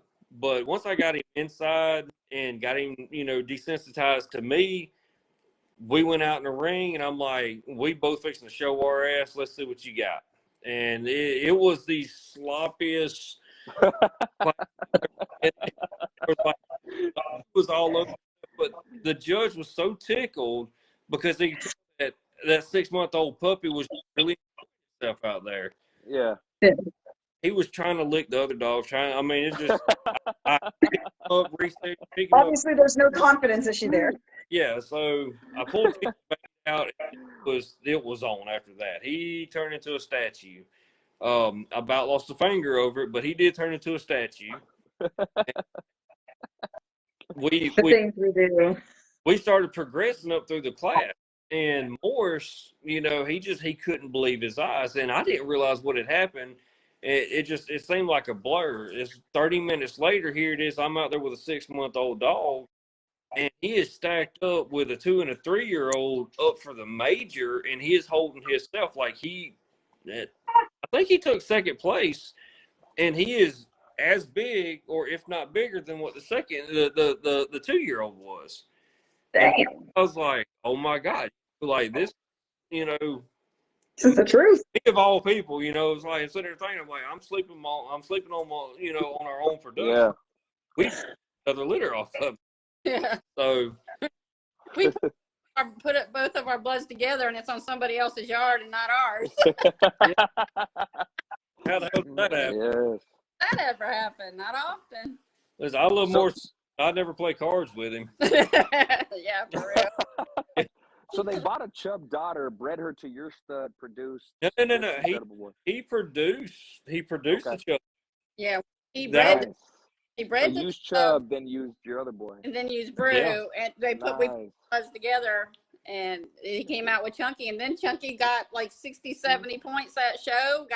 He got a major and everything, and it was his first time in the ring. First time being on a leash. First time being on a leash. It was just amazing. It was just luck comes in. Some of that's a lot of that just luck. You know? I would say, I mean, he had some good competition. Like, it wasn't a walkthrough, you know, like I wasn't expecting for him to go up for major, but I mean, he was a nice dog, and it wasn't that I thought less of him than I did the other dogs, but it was just, you know, 6-month-old, he's high strung, you know, there's still a puppy there that needs to untrained, you know. You know, we told Morrison, like, you know, this dog needs to come back to our house, and we'll for you. He needs to come with us. Yeah. Does that offer still stand for this guy here? Because he's gonna, like, Adonis was easy to show, or easy to train to show. That literally his confidence level. when being examined was, I feel like really his only real problem. That was the only hurdle really, but he was otherwise incredibly easy to train. He was a natural at it. It's like he was born to do it, which I mean he was, but You're bad kid. You got Well, your good kid so and your bad kid. Amanda, you know how I am. I'm gonna say it because it come to my mind. The only thing that was holding Adonis back in the beginning, I think, was your lack of confidence in yourself. But we finally, yeah. I mean, Adonis is so in tune with you. Yeah. He feeds off of you so much. Like your energy just travels straight line to that lead. And that was the biggest thing, I think, is once you finally got that ring exposure and you got used to actually going out in the ring and handling him, Adonis is, I mean, he's made leaps and bounds, and his potential was always there. But it's really been a pleasure watching you grow as a handler in the short time that we've known you. Mm-hmm. So, Absolutely. I mean, you know, you really do your homework. You know, I enjoy to see anybody walk out of the ring with a blue ribbon or not and ask the judge, you know, what can I do to progress myself and my dog? What do I need to work on as a handler? What are my shortcomings for the dog? Because a lot of times it's not the dog's fault. Yeah. You Oh yeah, no, it's like, what am I like? How do I? I mean, yeah. And those are the questions I myself, you know, like Vicky's got a million videos of me in the ring, and I may not want to hear it at that point in time, but on the way home, we talk, and it's like I see what I'm doing wrong, and it's a disservice to my dog. Now that doesn't mean that I think that you know, maybe if I straighten myself up this way or that way that my dog's gonna win. That's not it, but it's just I can't expect my dog to win if I'm doing my dog a disservice. Absolutely. So I need to work on. Everybody does. We all need to work on being better handlers to be able to represent our dogs. And that's the thing. Me and Corey have always worked as a team. Like you guys, you know, everybody does their own thing. But there were certain aspects that I've always done, and there's certain aspects that he's always done, and we have always stick to that same protocol. Now, I used to show a lot more. I used to be the one in the ring a lot more years and years ago, but once we got real serious, then I got a little bit more like, okay, well, I'm going to take pictures, photos, and do all that, you know. And then in the past year and a half since I got the Frenchies, you know, I started kind of coming back into the ring. But you know, it's been like we just had a protocol we followed. Yep. Yeah, it's just way too It far works. over to try to stake a Frenchie. I have this whole thing. I can't read what, it's different. It's so different. Well, there's certain dogs of mine that like I trained that dog and that dog responds better to me, you know, like Roman. Yeah. And Roman, because I bottle fed him, he was my baby. And carried around in a basket. And, I want to. You know, he'd look at Corey like he would work for Corey, but just not as well. You know, or, you know, just we kind of had our own dogs within the kennels that we work with that work better for us. There's dogs that he handles that they don't do as good with me, and there's dogs that, you know, I've handled over the years that just didn't respond with him. Needed me, you know, they just felt better if I were, you know, the handler. So we've kind of gone back and forth, but I've got 7 million pictures of Corey in the ring and like 3 of me, you know. Well, I will say this, like there was this it was the ABKC show that did the last one that came to the BJCC, and I remember being there with y'all, and I don't know if either Corey, did you show up later or was it just her and I the entire time? It might have been just you and I, Vicky. Yeah. I was at work. And so I remember if I remember correctly, at one point Corey actually asked me to make sure to get pictures and video of you. Yeah. And I was like, can do. And he was, you know, because I was the only one there with her, and like she was getting in the ring, and I think you were showing Brew. I want to say for the first time showing Brew. Brew and he was so young. Him was so young. And he was still working on his first pop, but I mean, yeah. So I took a bunch of pictures, and of course, the first thing she did when she looked at the pictures, like, I stacked him wrong. A student. I love it. She's like, oh, that back leg. Oh, Like, oh, I tripped. Just tearing it apart, just dissecting it. I mean, and for me, I'm sitting there thinking like, well, at least she didn't say the picture sucked. But at the same time, she looks like she's like, damn. And I'm like, oh, I'm sorry. She's like, no, I stacked it wrong. It's like, yeah. I mean, like I said, it's been a teamwork thing for so long that it's like everybody is always Corey. They always forget that this has been a team, Mhm. thing. Absolutely. And so it went many years where I wasn't even really in the ring hardly, so people didn't even know I showed dogs, didn't even know I was affiliated with Chubb or Raven or anybody. I guess just because of my lack of presence, in the rings, so that it was like, well, I'm going to have to start showing more, putting more in that part and, stop worrying about taking pictures and photos and of being a videographer and start actually just Being every woman. yeah, Every woman. going to the show. You hardly see me with a camera now.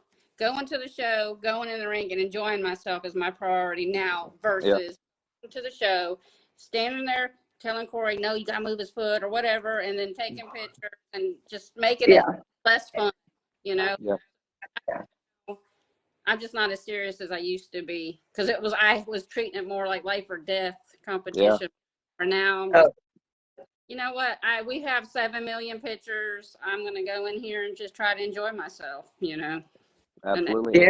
Yeah. I love watching you with those Frenchies, man, especially Rika. Woo. Yeah, she's a little pistol. She keeps me. She's your sweet Hungarian devil. Yeah. She's amazing. Psycho, and I'm here for it. Absolutely. The Greyhound group and let her chase a bait down the ring. That would be probably better for her. You need to get that little girl in a fast cat. I'm telling you, man, she'd kill it in a fast cat. I mean, she picks up dirt in the past. Hard little dirt clods are flying behind her. She's something else, man. That girl is something else. I know that Tony already answered the question, but I know that Lester was wanting to know if you guys had produced Chubb, which obviously we know the answer is yes. But what made you out of that litter? Because obviously you produced it using mint and julep, fantastic animal. What made you keep him out of the litter? Well, Mint Julep was her and Khaleesi, which Khaleesi was our first female champion that we produced. They were littermate sisters. And that's Khaleesi's Bruce mom. And Khaleesi is actually champion. Ah, okay. I was wondering how that tied back in because I knew that they were related. I just didn't. Okay, perfect. Now I'm. Yeah. I'm in. Okay. So both of the males and her were just unbelievable, but then they were kind of neck and neck, and then Chubb just blew up, and his head was like this big, and I'm like, what? And I was like, well, I guess this is our keeper male, and there was no comparison. Like the other one, there's no doubt. Usually it was like fatten. Well, so Chubb, it's going to sound crazy, but Vicky's got a little white book about that big right there, and that's for each litter she keeps up with. I weigh on. She weighs on. Little book. It's about every 3 to 4 days she'll weigh them. She's got the date on there. Any of them that we bottle fed, we keep down to the ounce as far as weight, and it's really helped us, with our bookkeeping when it comes to the litters. So we knew initially the bigger male out of the two was a dog that we called CJ. CJ, I think he come out, a solid 4 ounces bigger than the rest of the puppy. He was considerably larger, you could tell. And Chubb was just kind of right there with him. I think maybe about right around the turn of 3 weeks, me and Vicky, I'd gotten off work that morning. We'd come home, we took care of the dogs and everything. We went to town. We were gone probably 8 hours. We came back, and we couldn't tell the difference between the two males. I mean, because they were identical, but we couldn't tell the difference between the two males. So the one that we had that we were calling CJ, we're like, no, that's CJ. And then do we really know who you really have? well, the one we called Chubb's daddy, which is Chaos' son, his name was Cody Jinks. We called CJ, Cody Jr. So Cody, CJ, and we were really just trying to figure out which one it was. And then it dawned on us that Chubb had a little bit of a white mark right between his eyes when he was a puppy. Mm-hmm. The paperwork, she's fumbling through it now. She went back to my little book. She went back through it, and we realized that Chubb, the only one that we've ever had to do this, and I'm sure somebody else has had it, but we'd never heard of it to this point. Chubb had a 6-ounce gain in a day. Wow. I mean, unbelievable. If you can see that, he was 19 pounds So at 9.5 weeks old, and this is like supposed to be a pocket litter. Yeah. That worked out. So 6 ounces is unbelievable. I mean, it's like we're like screwed up, and it might have been average, 6 ounces between 3 days, and it just happened to be that time when we weighed them. But Chubb never slowed down after that. I mean, it's like he went from being the small male because there's only two to now he's the same size, and then it's like Chubb looked like he was month and a half older than the rest of them by the time they were. Yeah, he was 40 pounds at 4 months old, and the other ones were like 25, 27. Yeah, so like Tonio said, Cody Jinks, not many people around here ever remember seeing him. And the ones that do remember seeing him, they commonly mistake Chubb for being that dog because we had a blue tri. We didn't produce him. He come out of Hattiesburg, Mississippi on a co-own. We showed him for a while. Here it is, right here. Yeah, we were down to. Chubb was 80 pounds. I don't know if you can see it. When he was 11 months old, and the other dogs on the yard, his dad was only 69 pounds, and Chubb was 80. Wow. Yeah, so Cody was, I think, in his prime when we were feeding him satin balls. We had him on a raw diet. We was working him, religiously, and we were showing him. Cody might have broke 70 pounds. I think 72 was the most he ever took the scale at. And he just had this really drastic tuck that we couldn't ever get rid of. We tried everything, but it's the genetics. You're not going to be able to get rid of it. So we didn't think that was suitable for the pockets that we were trying to produce. And we're going to move forward from there. And we bred him with Julep. Now, the only thing Chubb gets from Cody is his color. If you got seen Chubb's mom, Chubb is hands down built just like his mom. I mean, his mom she's a freaking tank. She boss. That was our first, our production. Chubb's a second generation, but our first, we produced mom. And we're going to go forward with this. Yeah. So he left everybody pretty quick as far as like overall size. And Cody might have been, I think he was right around 16 inches. Like I said, the most he ever was maybe 71, 72. But he averaged about 67 to 69. Mint Julep. Let's see. It's that chaos blood. There's a lot. I love that chaos blood. There's a lot of people with mixed feelings about the chaos blood, but I love the chaos blood. And then Julep, I want to say Julep was probably 54 pounds, and she's somewhere around 15 inches.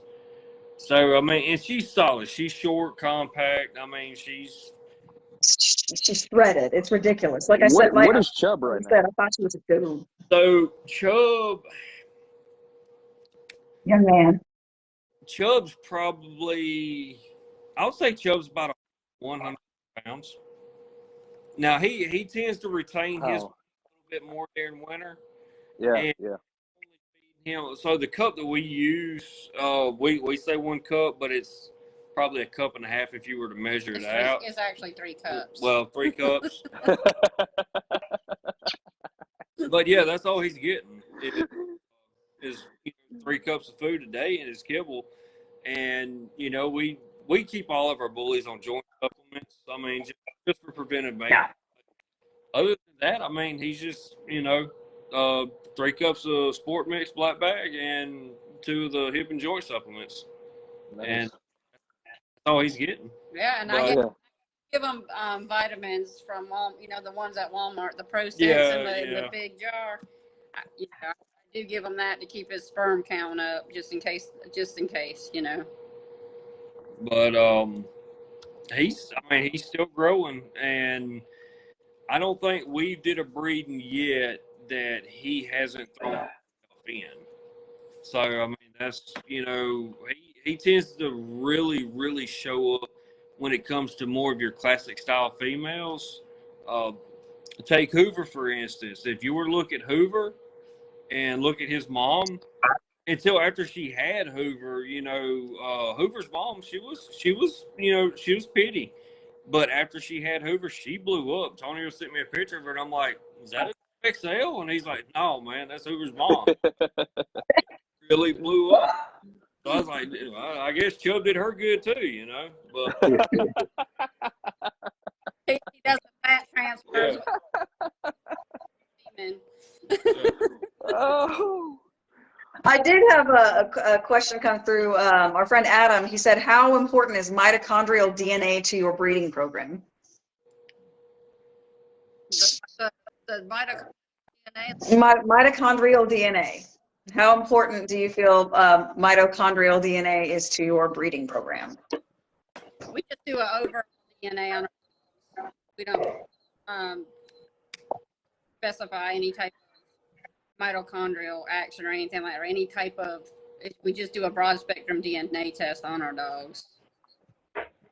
Gotcha. And so, as far as genotype and phenotype, is there one you take more into account when deciding, when you're picking breedings, or is there, or do you feel they're equal in importance? I'd like to look at the dogs at hand. We do look at the PEDs and what the dog throws and what's more geno or pheno, but we try to straddle the line the best way possible. Yeah. You can trace pedigrees all day long and do all your homework that way, or you could go just straight in and read dog to dog. But the thing about it is you need to know your bloodlines. You need to know what flaws are accompanied with that bloodline. Produce a very well structured dog, but have accompanied internal flaws that you're not aware of because of the bloodline and everything that carries with it. So we're kind of 50% in both directions. I mean, obviously, we're going to try to breed to a dog that's going to accommodate and implement what we have at hand. But if we have to take a loss on whether it be, mass or whatever else, because we know that this dog throws certain flaws just to breed it to the same, another dog with the exact same genetics, exact same pedigree, then that's what we'll do. Because at the end of the day, the dogs that we're producing, these are going to wind up being somebody's family members. And I mean, we're not going to take a chance on potentially the best way possible, producing a dog that is going to throw a flaw that somebody may wind up having to deal with later on. I'm trying to figure out the best way to say it, but No, that makes sense. yeah, we keep the dog in mind, and they're our top priority. when it comes to as far as like how we produce our dogs. That's the reason why you don't see Southern Heart Bullies throw, 7-8 litters a year as far as in house, because the only time we ever produce litters in house is when we're trying to move forward with the showing.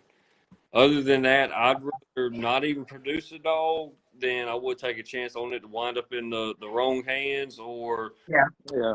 Quality over quantity. Exactly, I 100%. love it. Yeah, I don't want to put puppies on the ground just to put them on the ground.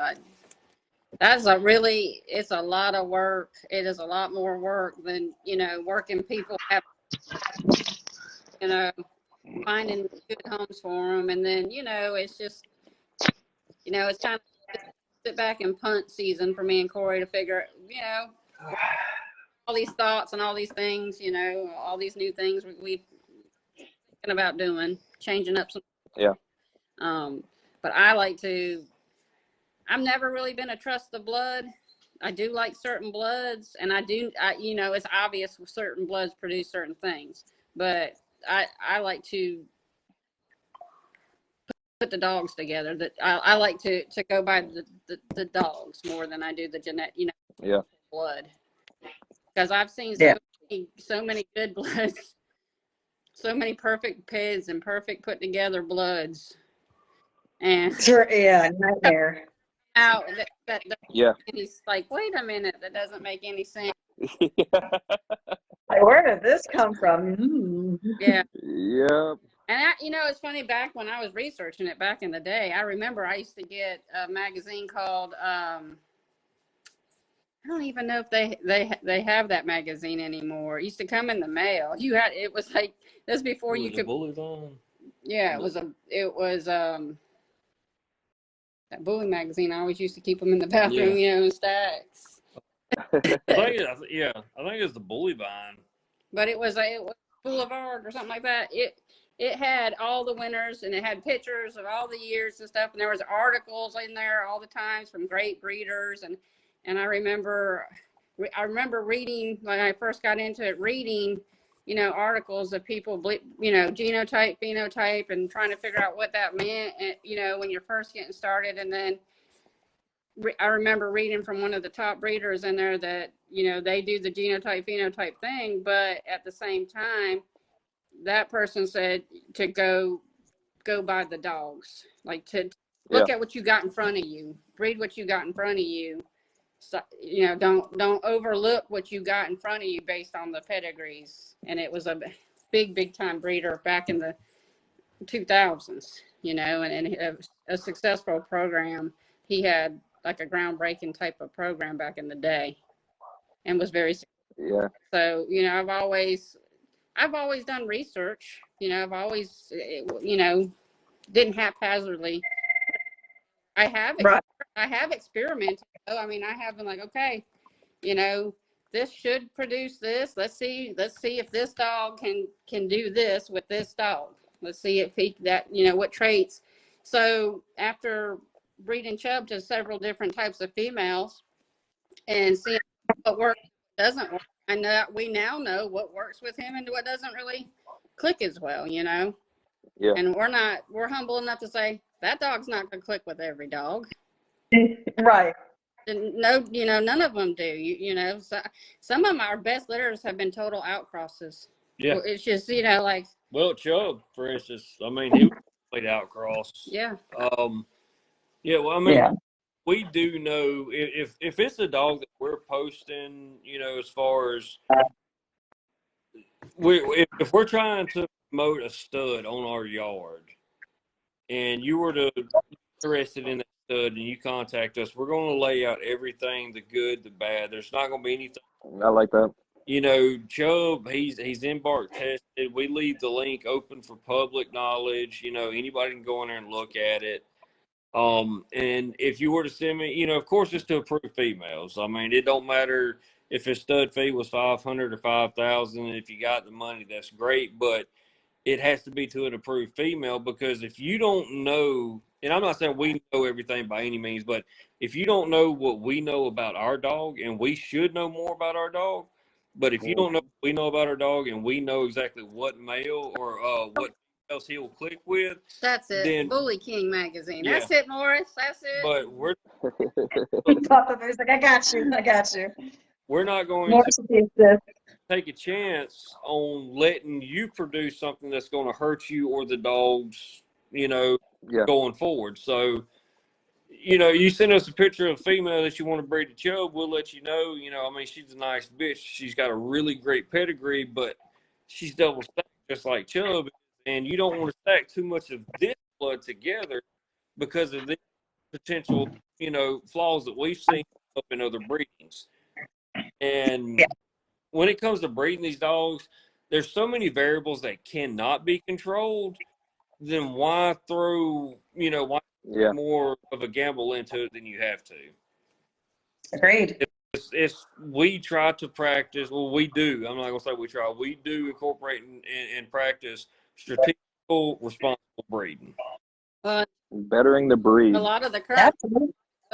research is saying that DNA test, you can swab your mouth and send it in, and you're going to come back being a poodle or something, you know? So, Yeah. you know. I wonder what dog I'd be. That kind of freaks me out a little bit. I don't know. You know, and they'll come back. Don't say anything, Caleb. I swear to God. I see your wheels turning. He's like, Jack Russell Terrier. He wants to big embark. Oh.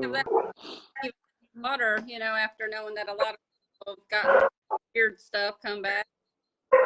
If the company's just making money off of people, there's been a lot of debate going back and forth about DNA and if it's even, and the companies that are doing it are even, you know, whatever. So. Oh yeah. Well, and the thing is, it's like I always like to you know, I look to my embark to one, make sure that there aren't any genetic issues as far as like conditions that'll develop or, you know, things that they can, you know, that they're carriers or not affected by. I just like to know at least that part of it. Am I fully confident in whether or not it's on point with what colors my dog carries? Or, I mean, because if you look at some of the traits, it said Adonis was going to be 65 pounds. They didn't have the factor gene in the DNA test. Yeah. Oops. Yeah. I mean, there were a couple things, like it's his height. It was way under what his height was actually ultimately became. So it's like, it was one of those funny things that I was reading that aspect, like that section, the characteristics section. I was like, okay, like that's a bit shoddy and that's quite a bit off. So should I trust the other stuff? But I do trust them like looking or like basically screening for conditions and things like that. I do feel like that's probably accurate. The rest, I think, as far as characteristics like physical traits and whatnot, I feel like that is still like a guessing game. They're throwing like wild haymakers in the dark. You know, I don't think they're gonna hit anything. I've got all the Frenchies tested, but they got a different company besides Embark, and it's Canine Health Check. It's a little bit. Yeah. So I think it's a little less expensive, but I feel like like for the Frenchie breed, it's a better test. You know, what was it called again? You kind of buffered. THC, Canine Health Check. It's a little bit better test, and it's less money than the Embark, and they test for more things. So really, I did all of the Frenchies, but you know, I wish that they would bring those test prices down so more people felt compelled to get them and you know and test their dogs too.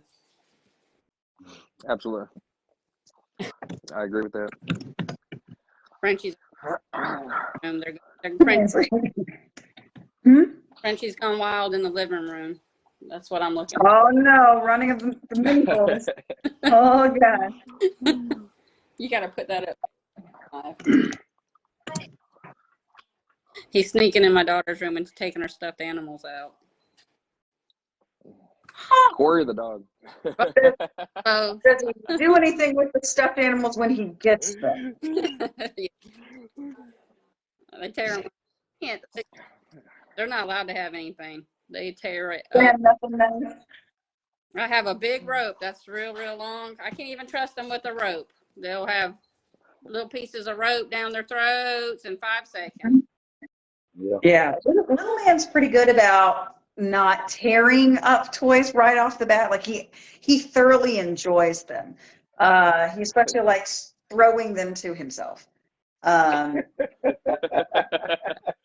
Toss them in the air. And I'm like, I got it, I got it, I got it. He's such an idiot. I love him. But no, Adonis, it's like that. There's a compulsive thing there where like he's fine to just chew on something and gently just play with it until one seam comes undone or he hears one little snap, and then he's like, I did it, and then he has to dismantle it. Like at that point, it's just like it turns into Mr. Peepers from SNL, just with the apple, just shit flying everywhere. And he's just like, Peepers, no. And then Kai, my eldest, we call her Kai the Destroyer. She cannot have anything other than antlers and Nyla bone, like, or what the other brand of it, I can't remember it, the one that's more natural. But like literally that's it. She can't, if you give her anything that has a squeaker in it, that bitch toast within 5 minutes. She has it completely unsqueaked and defluffed in less than 5 minutes. Like she is the destroyer. We don't even like, no, y'all aren't allowed to have nothing.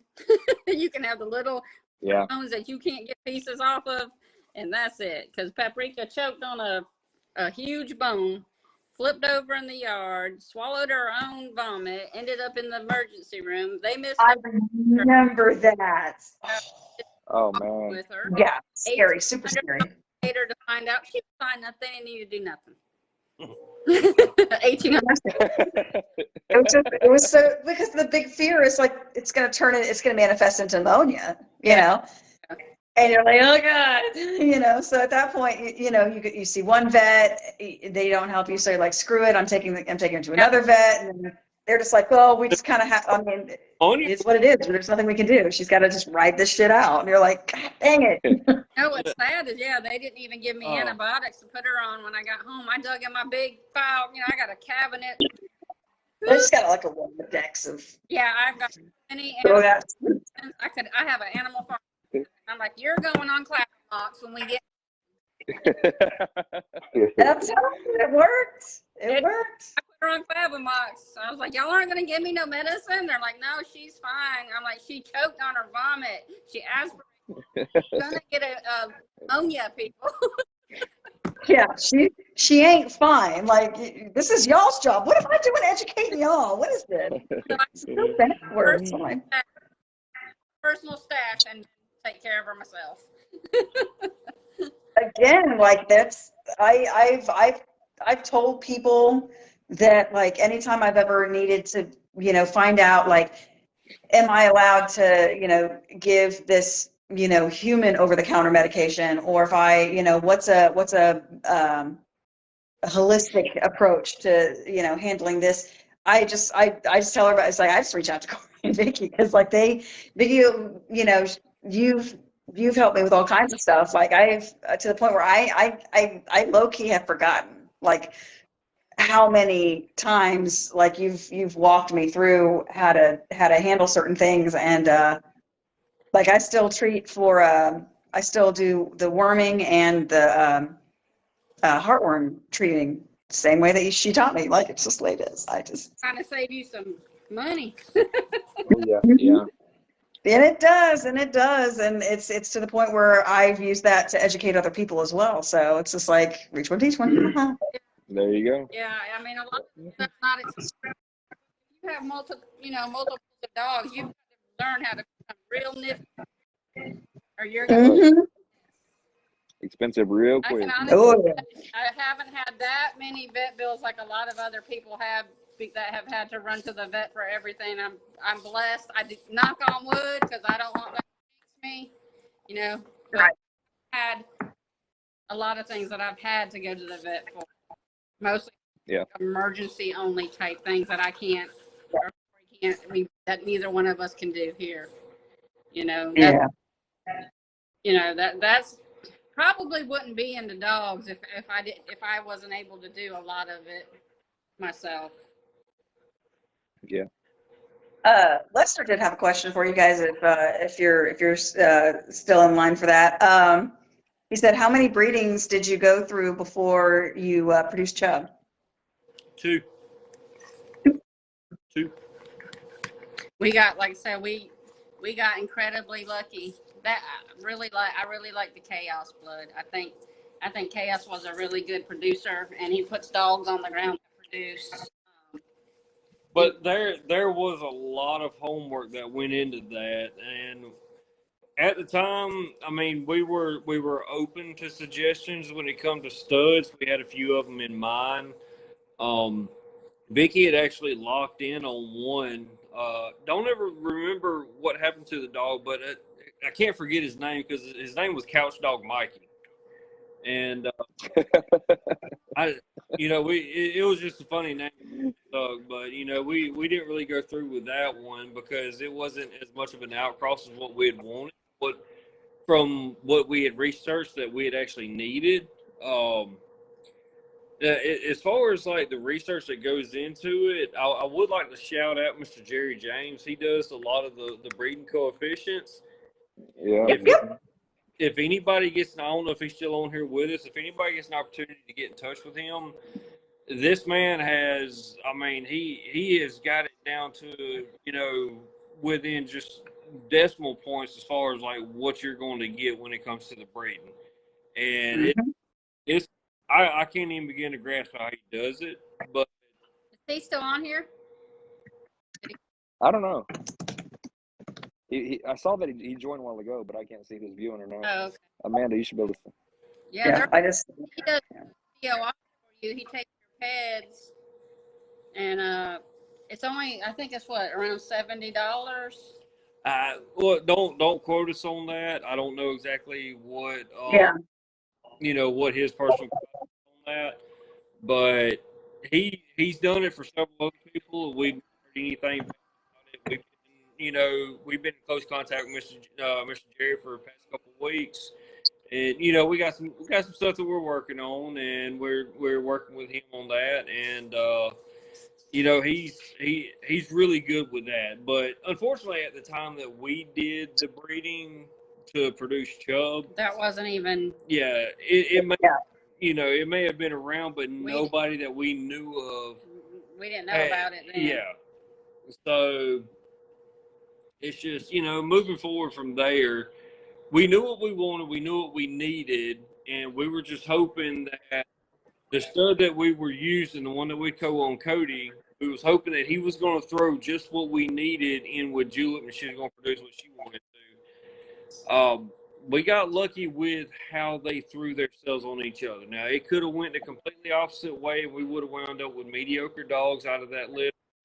But we were ready for that. We had a contingency, like if these are the type of dogs we wind up with, then we know what we're going to take them to try to bring out. Yeah, so you prepared yourself for the next puzzle piece. Right, and that's the thing. We always up for one step, but we try to keep the chair up under, get knocked 2 steps back. So it's always good to have a contingency plan and learn. Well, we learned from that litter. Her champion sister was better than her, but she was a better producer. Yes. So then we realized, what, that your best looking one may not produce because her puppies just really couldn't hold a candle to Mint Julep's puppies, and they were litter mate sister, same litter, and it's like Julep was second pick, Khaleesi was first pick. Julep was more flawed than Khaleesi was, and Julep was a bull thrower. She threw bulls, and yeah. Khaleesi, she threw nice dogs, but Julep threw bulls. Yeah, she outproduced herself and her sister. Yes, on one man. But yeah, as far as having a contingency plan when it comes to doing anything with dogs,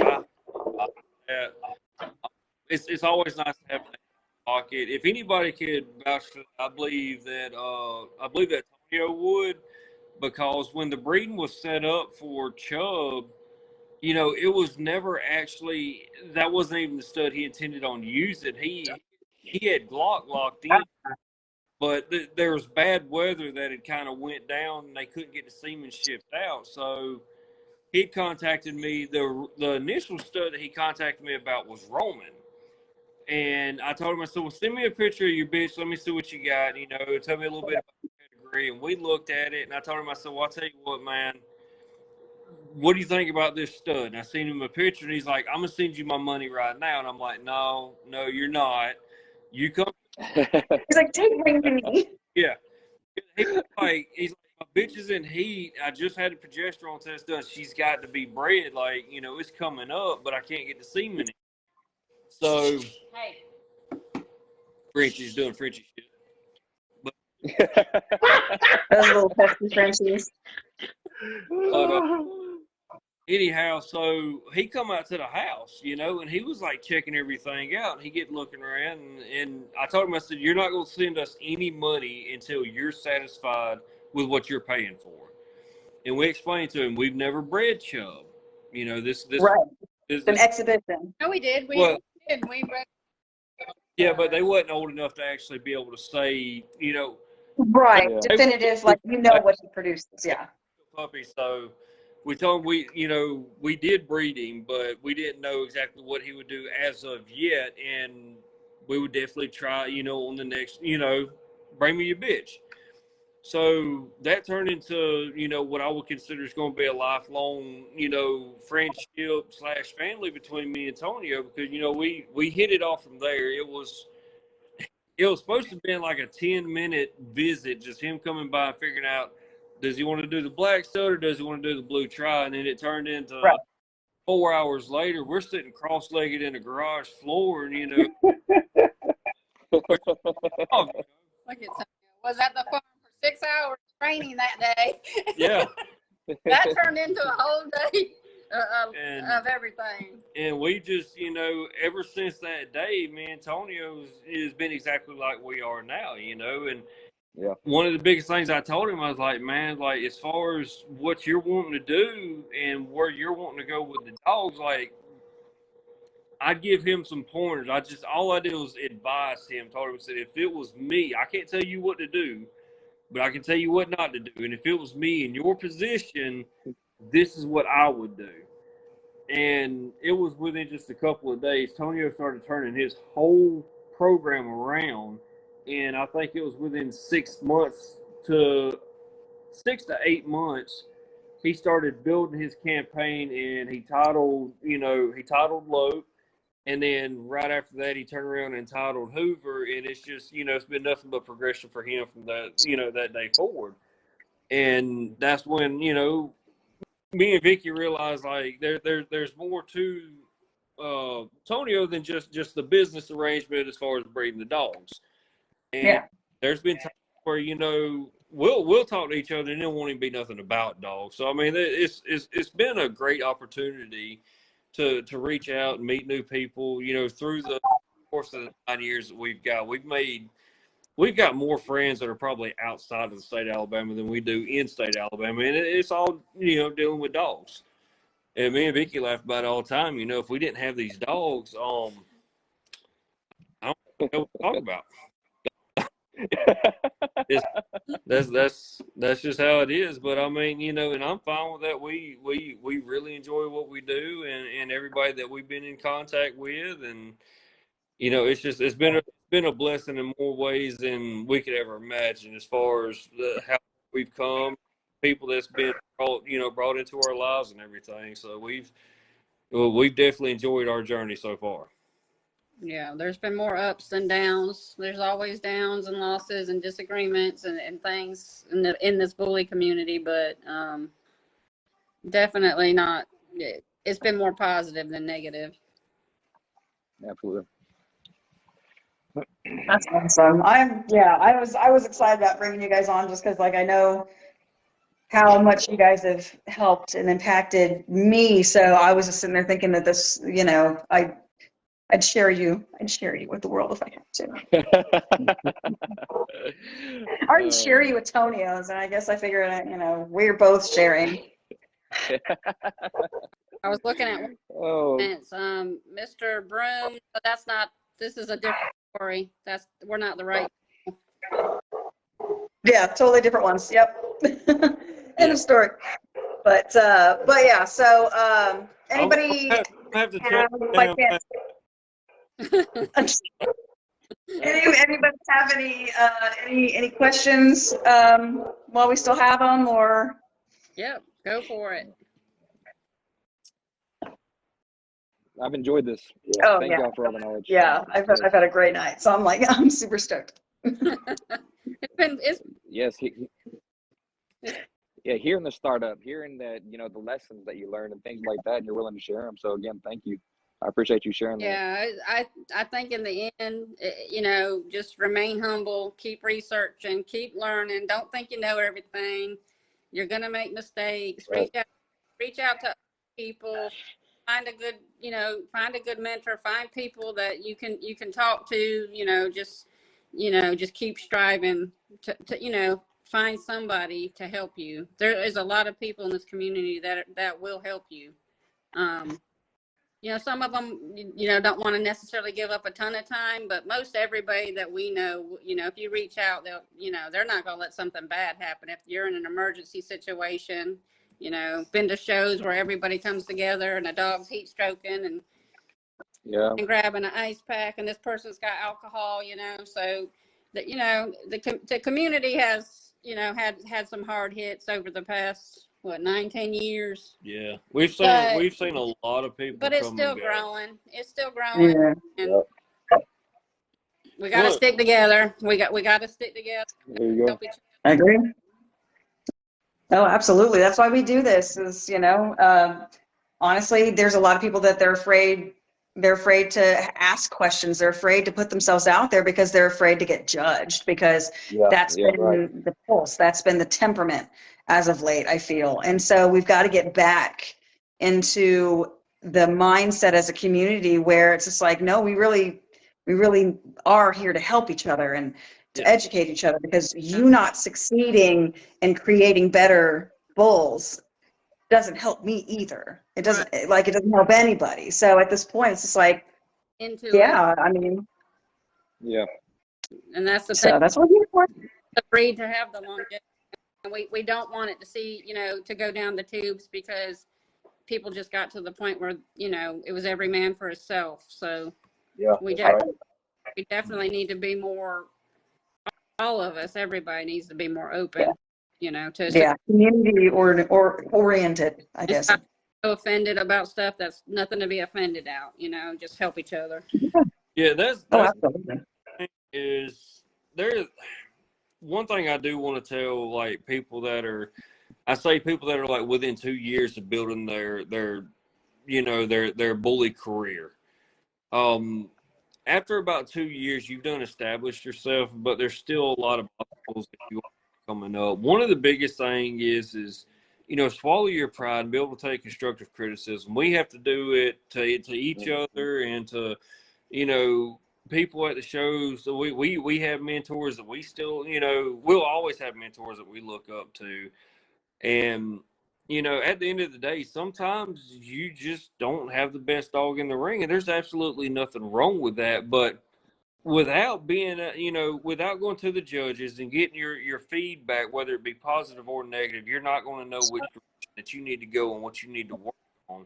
And there is a natural line and a natural order of things. Not that you or anybody else is in competition with anybody else, but you need to stay on track and take it one step at a time, because one bad decision can set you back, a lifetime in your career. I'm not trying to, use that as a reference to anything else, but there's just so much going on in the bully community outside of, current hot topics that plays into that, because people just try to, it's more of an egotistical climb for them. These dogs, they don't give a shit about our egos. They just want to love us for us. And that's really what it all boils down to, is producing healthy dogs. So if anybody has any questions, there again, if I don't have the answers for it, I'll damn sure do what I can to come up with them, because if you ask me a question I don't know, that's something I need to know. You know, I Right. mean, and I'll just hope like everybody else, you know, would be willing to do the same thing. And we just, Yeah. as far as mentoring people, we've always tried to be something to somebody that nobody was to us when we first started, you know, because we were outcasted when we first started 9 years ago. Just people were making sure that we were going to be around long enough to even consider striking up conversations with.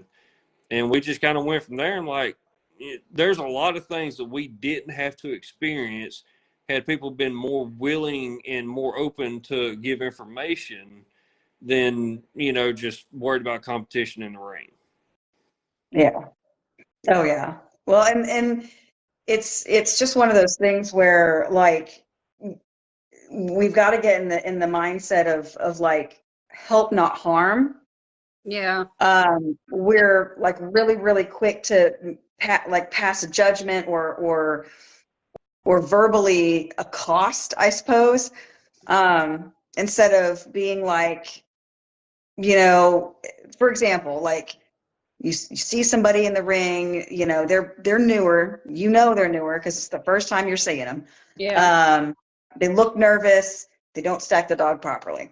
You don't know, should I go help? Am I up my boundary? Well, and you know some people would literally leave their involvement with that at you're stacking the dog wrong, dummy. You know, Yeah. Yeah. versus literally pulling them aside and be like, listen, you're doing good so far, but I want to see something. Do you mind if I take a look at something with you? And help. Like I don't have to know you. I can't tell you how many times that I, you know, will walk up to somebody after seeing him in the ring and be like, you did a bang up job, but I want to see something. If you'd allow me, you know, I want to take a look at something with you and see if this is something that you think will benefit you. Yeah. Yeah, I And actually believe that's probably a major turning point for you with your show, because if I'm not mistaken, John Ronacher actually approached you that very same way. Like I'm not even sure if you knew who John was at that. I just know that he had judged me at a different show. I think it might have even been the ABKC show at the BJCC. So I'd been judged by him, but he was there as a handler, like or even just an exhibitor at that point. Like, so he just randomly, just walked up to me and was like, hey, if it's okay with you, try this, because he noticed that I was pulling the lead a little hard when we were gating, and he was just like, he looks like he's stiffening up, like he's not gliding like he could. He's like, just try give it a couple, quick tugs and then go and see what it does. And I did, and Yeah. you know, and I didn't even know this guy from Adam. All I knew is that I recognized him from something else, but like, walked right up and just gave me some advice. And I was like, I was just like, oh my God, thank you. I could have easily just been like, Yeah. He is been our favorite judge since day one, because he did that with us. He's the type of judge that pulls you under his wing and he helps you out.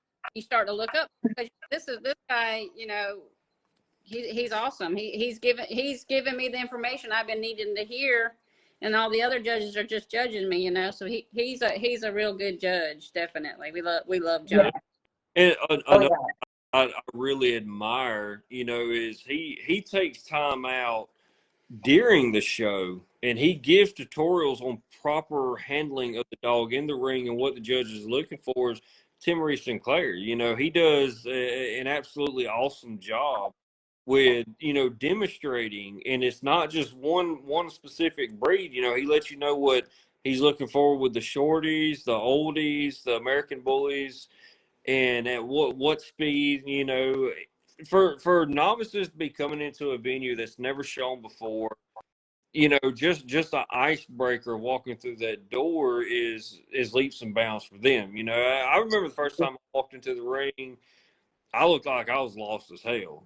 Like I wasn't nervous, because I don't particularly get nervous, but I was like, I'm fixing to look like a dumbass out here, but I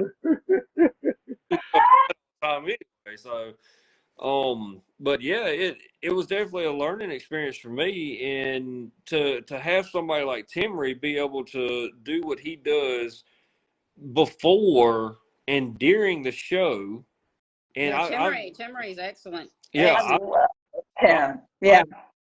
and be like, hey, this is what I want you to do. You know, Yeah. if somebody's struggling, and it's juniors, he's like that towards it's, it's older people. You know, so I mean, for him to do what he does and to take that pressure off of a first time handler is, that speaks volumes about the type of person character that he has. It, it's been really awesome watching him and getting to know him and Emery and all this for the past couple of years. But that's another judge, I'd really like to point out. It also Fam, she'll sit there and cut up 1 second, and you'll be laughing, having a good time, and the next second, she's got you pulled over on the side, showing you what you need to do, and then 2 shows later, you're walking in, you're presenting your dog right up under her, and she's like, "Hey, I just told you what I wanted to see." I mean, like, come on, Deliver. yeah. It's not Deliver what I ordered. this by any means, but it's like, as a judge, she knows going into it what she wants and how she wants to see a dog presented, and for her to be a newer judge, I think she's got a really, really bright future ahead of her in the ICBR, because she could already establish the ground rules of, what type of she is and what she's looking for. She makes it very clear. She's very transparent about everything. So I do have some, anybody that's getting into showing wants to have any questions. I do have probably the most influential thing that happened for both of us when we first started showing that made us so much better and progress so much faster was after we would go in the ring, we would ask the judges after the class if we didn't place well, what can I do better with my dog, or what's, asking for feedback from the judges has turned us into being a lot better, a lot faster, and getting somewhere with the showing that. And Corey would, every show we went to, every class, Corey would go up there with one of our dogs. What do I need to work on? What is this? What is, and so a judge might say, well, your dog's lacking angulation. And what if, when we first started, we weren't 100, we knew what angulation was, but we wanted a more of an in-depth, like, what do you mean? Yeah. So we learned a lot from judges asking from feedback, because we wanted a hand. Some of them will give you a little hands-on experience there, 2-3 minutes, but those little 3-minute tidbits, those can save you so much time and homework and heartbreak, because you find out so many things that you were overlooking or didn't know. It just makes you that much better. Get feedback. If you're getting disappointed in the ring, go to every judge and get feedback. even if you take a first place, Yeah, because you'll be surprised how many times you take a first place, and if you have a honest judge, there's plenty of them out there, believe it or not. If you have a legitimate judge and they know exactly what they're looking for and what they want, and you walk up to them first place ribbon, you'll be surprised how many times they tell you that, well, you have a really, really nice dog, but the reason why I chose your dog over the rest is because the dog behind you wouldn't sit still long enough. Yeah. Just because you walk that ring with a ribbon, yeah, doesn't mean that they put you up. It might mean that behind you. So don't take it to the bank that just because you have a blue ribbon, that's a win. Oh, absolutely. Yeah. You need to know. Sometimes it's a win by default. Yes. Yeah. Well, yeah. I mean, I actually had that experience. I want to say, is it Chris White? Yeah. So I want to say it was the McDonough show. And Chris was the judge of that particular show. And I remember I'd beaten the other XL in the ring, and he didn't want to let us leave the ring before he gave us our feedback. Like he's that guy that won't, he's like, no, come, bring it in. Before he even hands you the ribbons, he wants you to know why. And I appreciate that, because otherwise, I'd still asked. But no, in that instance, I may have beaten the other dog. But the reason why was because even though he liked that dog's fronts better, Adonis had a better rear and a better gait. Yeah. So he still wanted me to know that there were things that he feels were lacking, I guess, or could be improved upon. But that's why he made the decision that he made, and it's important that you know that. Yes. Yeah. And it helps you. It helps you go forward. And we've shown dogs, and we're like, what's going on with this dog? What is it we're not seeing? I can't. Sometimes it takes somebody else to see it, to point it out when you just are overlooking it, even though you know what you're looking at.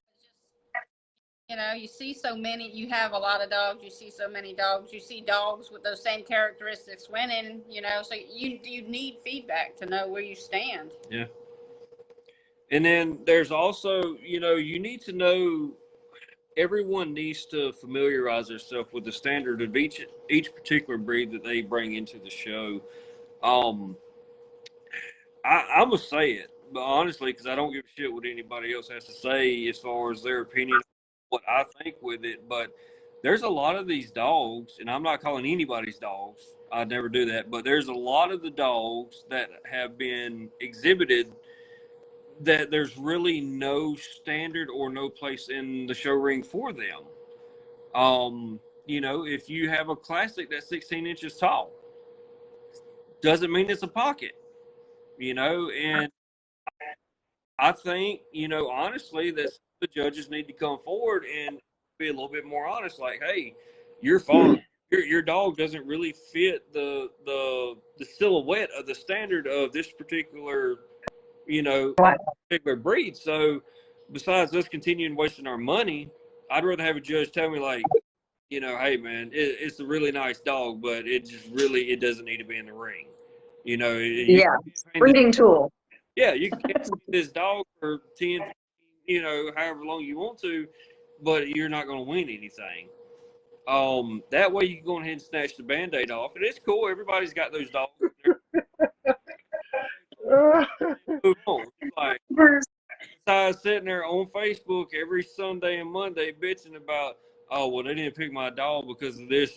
Their buddy was in the race. Like, no, maybe you just need to look at your dog. You need to know more about your dog and the standard that the judge is judging to when they're judging to the standard.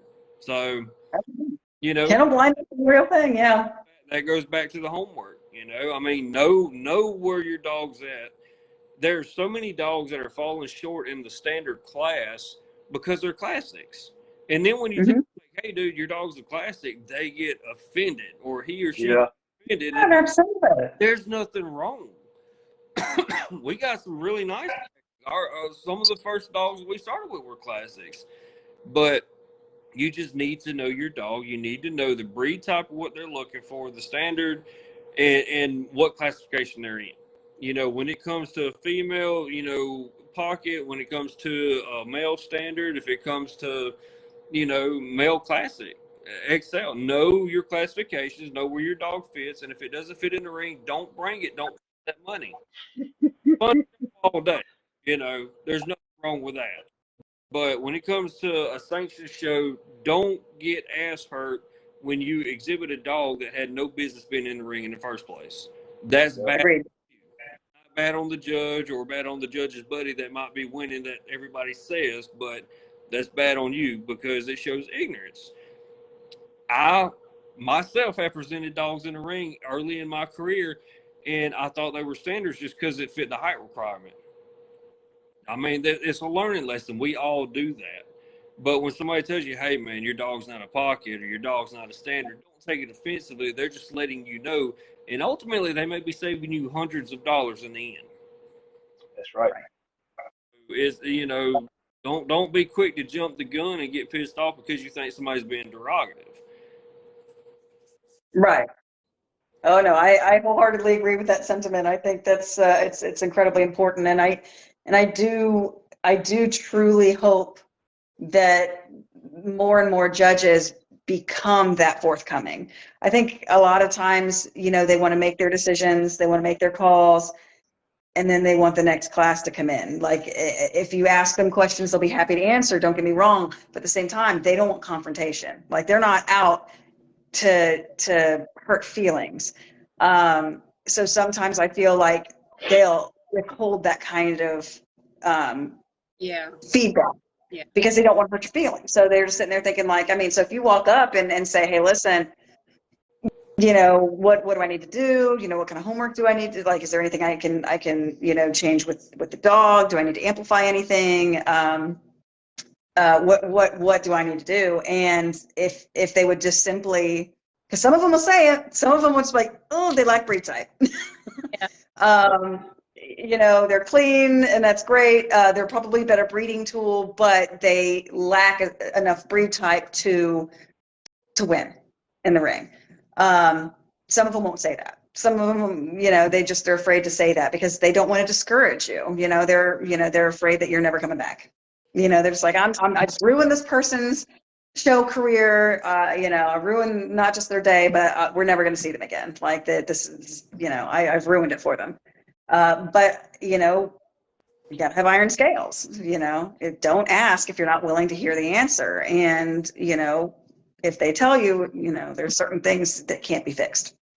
If what they're telling you can't be fixed, Yeah. then you need to find a way to breed that dog as a tool to get the product that will win in the ring. Well, not only that, with doing your homework, it all starts in your yard. Like there's some dogs that just don't need to reproduce. There's nothing wrong with fixing them dogs and give them to Bubba down the road or your mama or whoever. We've had to do that. You're not going to produce a litter to where every single puppy fits the criteria to be a show dog that's going to be the next level show dog.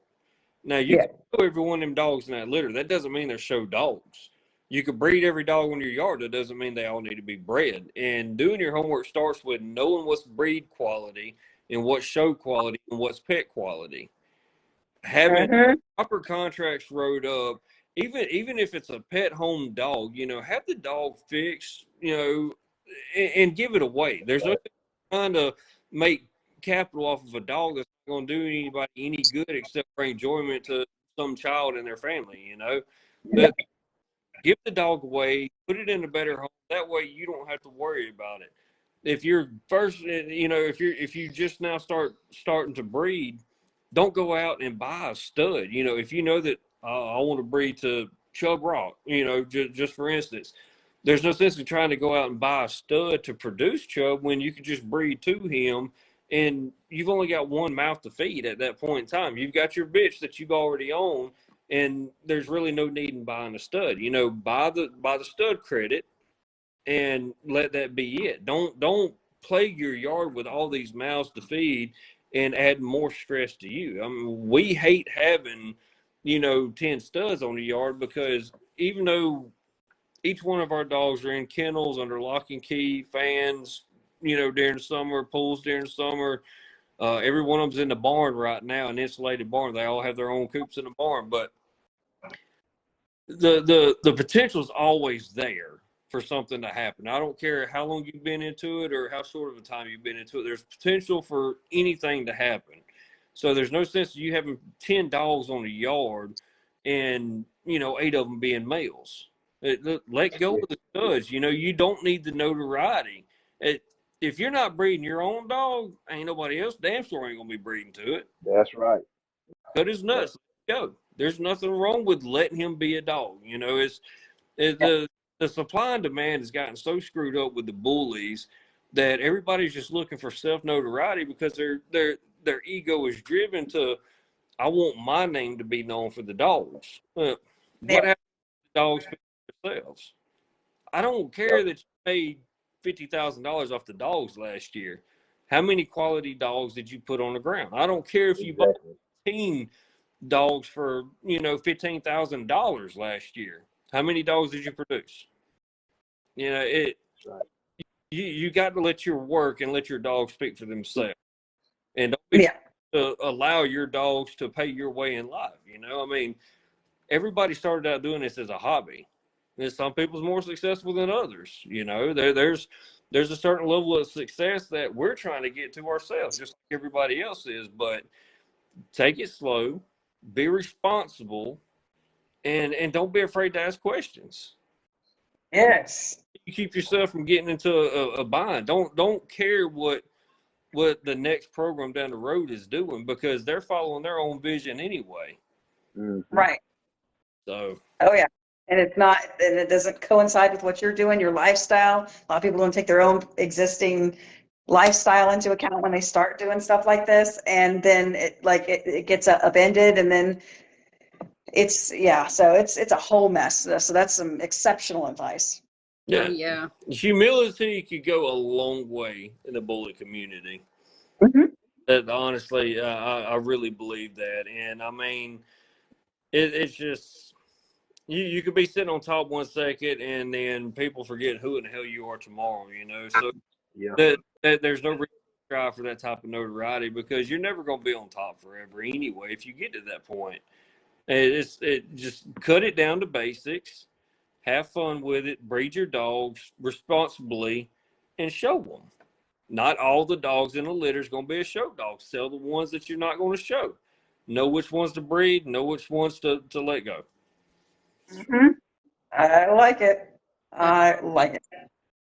I would rather I'm give my dog a good home than make a profit off of it. You know, if that's, I think the profiting part is where people have a lot of it misconstrued. You know, so if I know my dog's going to be on somebody's couch, to me that's that's the best home that dog can be in. You know, not going to somebody else who decided, oh, I'm gonna pay for breeding rights, and then you find out your dog's been bred to death. You know, I mean, it's a fine line between, selling pet quality versus, breeding dogs and stuff like that. That's a constant challenge in the community, I feel like, Yeah, that's they're so hesitant for pet homes. And a lot of it is because they want to make some sort of return on the litter that there's also a lot of people that, even though they're charging, or even though they're pet homing them, they're still charging a pretty exorbitant amount, and that's not helpful either. if you keep 5 dogs on your yard that you're not absolutely doing anything with, that's 5 mouths you got to feed every day. That's worming. You're better off to pet home your dog, if to a good home, than to have it in a kennel doing nothing, not costing money, but you're just not coming to terms with, well, I can't let that dog go because I need to get at least X amount of money out of the dog. Right. It needs to pay for itself. At the And at the end of the day, what's best for the dog? A lot of people have lost sight. What's best for the dog? You can pet home some, keep some. Keep your best specimens. If you're going to breed, keep your best specimens. Pet home the rest. Don't be caught up on you have to make this much money out of you've got scaling back in a lot of ways is a good thing too. Yeah, if it was up to me, we'd probably have a hell of a lot more dogs. Like, I'm not the one that cuts them. That one is. Like, a lot of people, they got it mixed up. They think that, I'm the one's like, no, we got to get that one stay. But in fact, I'm like, well, I mean, I might need an emotional support animal because you're trying to get rid of like, there's been times that she thought about cutting my ass and making me leave. Yeah. We come to terms about 5 years ago when we started getting up on, we had more quantity than we did quality. And you'll run, everybody runs through that with their programs. But we got into that situation, and Vicky and I sat down and we talked about it. It's like, you know what? If they're not contributing in a progressive manner for our kennel, we were nowhere near a program at that time. If they're not pushing us in a forward manner, then, and they're not contributing, we don't need them here. you know, because they're hurting us more than they're helping us. I mean, you look at it. I get up at 4 o'clock in the morning. It don't matter what the weather is, and I'm outside scooping dog shit and cleaning up and everything else. And then Vicky's right there behind me when the sun comes up feeding them, and I'm gone for 24 hours, so she has to turn around and do it all over again. You know, That's a lot of water yeah, buckets to clean and That's feed. a lot. yeah, It's workload. yeah. You And know. our dogs, their kennels get cleaned twice a day. Anybody that's ever Yeah. been to our place, they can tell you. Sometimes 3. Yeah. Anybody that's ever been to our place can tell you how clean we keep our place. I mean, we pride ourselves on the hygiene that we enforce here. But you know, 10 dogs that's a whole nother 45 minutes. And when it's Mhm.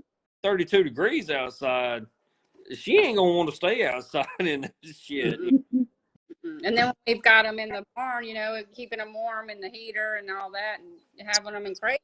You're like, I'm having to go out there and let them out, you know. So I've got 10 dogs now. I've got 5 dogs. It's a huge, you know, like let me get down and let me sit back and punt, and you know, let me place some of these dogs in homes where they're on a couch enjoying life, you know, and they're not, you know, it's a better spot, you know. So you got to look at being a breeder.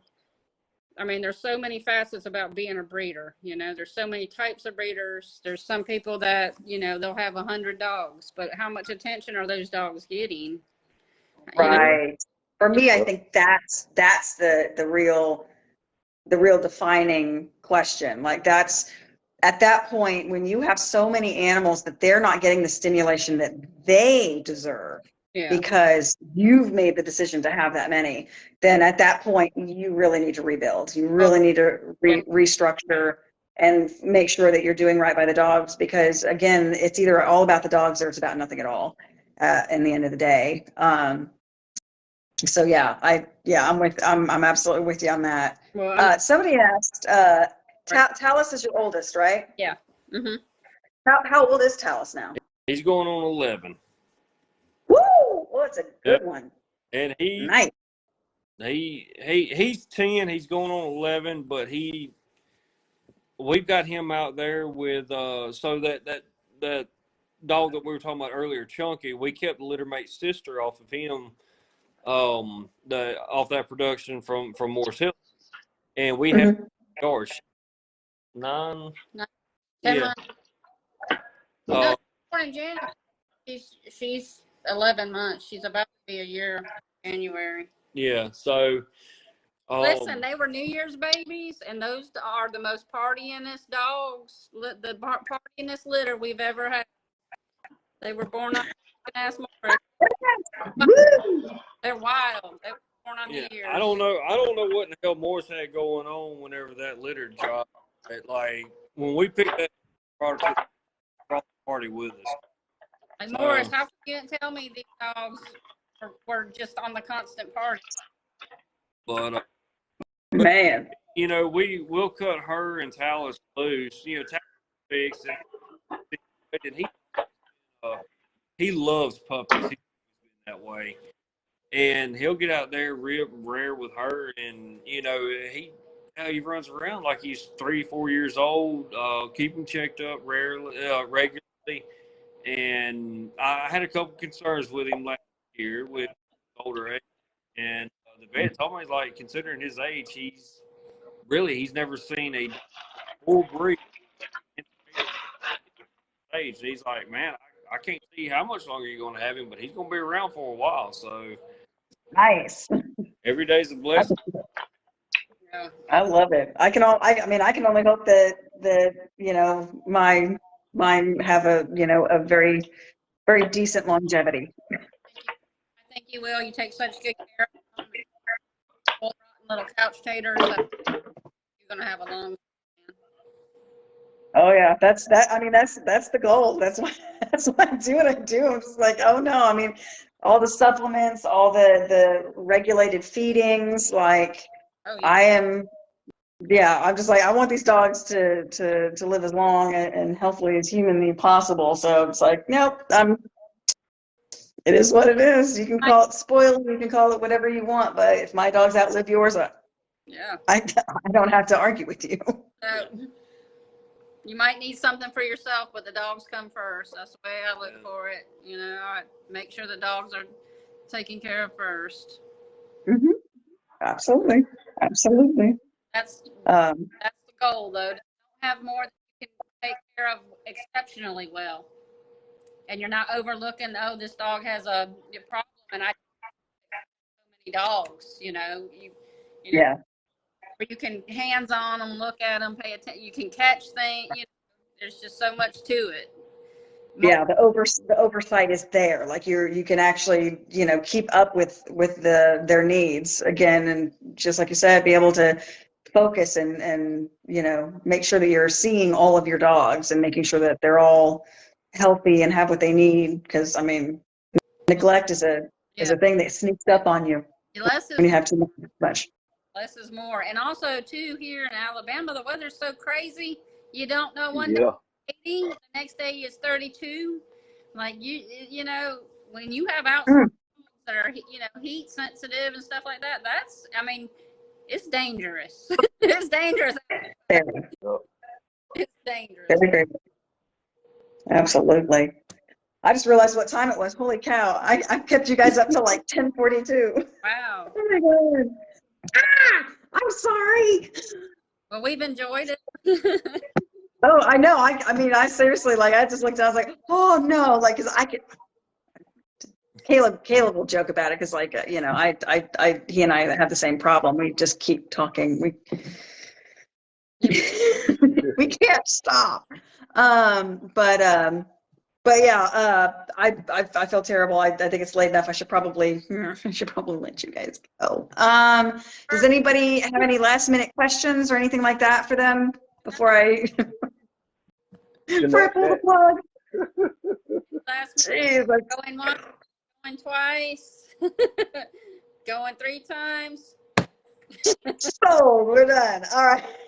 Well, thank you. Really, again, for sitting here and going through all the questions that we had and giving us your insight. And I'm just, yeah, I appreciate you guys for everything that you've been able to do for me, to develop, me as an owner, a handler, all that good jazz, and introducing me to the people that who have also continued that trend. I don't really have the words. So thank you for that. And I really hope that everybody that, has viewed in tonight or will, view in at a later date, to recap, honestly, I hope you take as much from this as humanly possible, because all of this, everything that you guys have spoken tonight has rung true and been very helpful, and insightful. So I really, really, really appreciate you guys for coming on. oh Oh, yeah. shout out our little side family, part of the BWO. And we are the Alabama chapter of BWO, and we just started that in the past couple of years, and we're continuing to do that. And I didn't want to leave the broadcast without saying, you know what, we talked and enjoyed and had so much fun tonight that we will get off on tangents, but yeah, we're also part of the BWO, and they've been a good little side family for us. Oh yeah, it's great to have a support team that, like, literally their goal is your goal, and you guys are all doing it together, and you pool resources and knowledge and everything. It's invaluable. Lester, hope to meet you too. We'll see if you come to the dog shows. We'll definitely have to get up with you. He ain't gonna Yep. come. He ain't gonna come. Okay. Well, maybe. That's just like that. Bruce. I know Lester personally. He ain't got time. He ain't got time. He ain't coming. Lester. You prove him wrong, Lester. We got Bruce out in the ring. We gonna get that ass out in the ring. Trust me, Lester. We'll see you soon. It's good. Mm-hmm. If there's any, All right, guys. Well, thank you again. Love you bunches. And I mean, I'll see you guys, coming up here shortly anyway. So I'll see you soon. All right, guys. I'll take it. Have a good night. Good night. Bye, everybody. All right.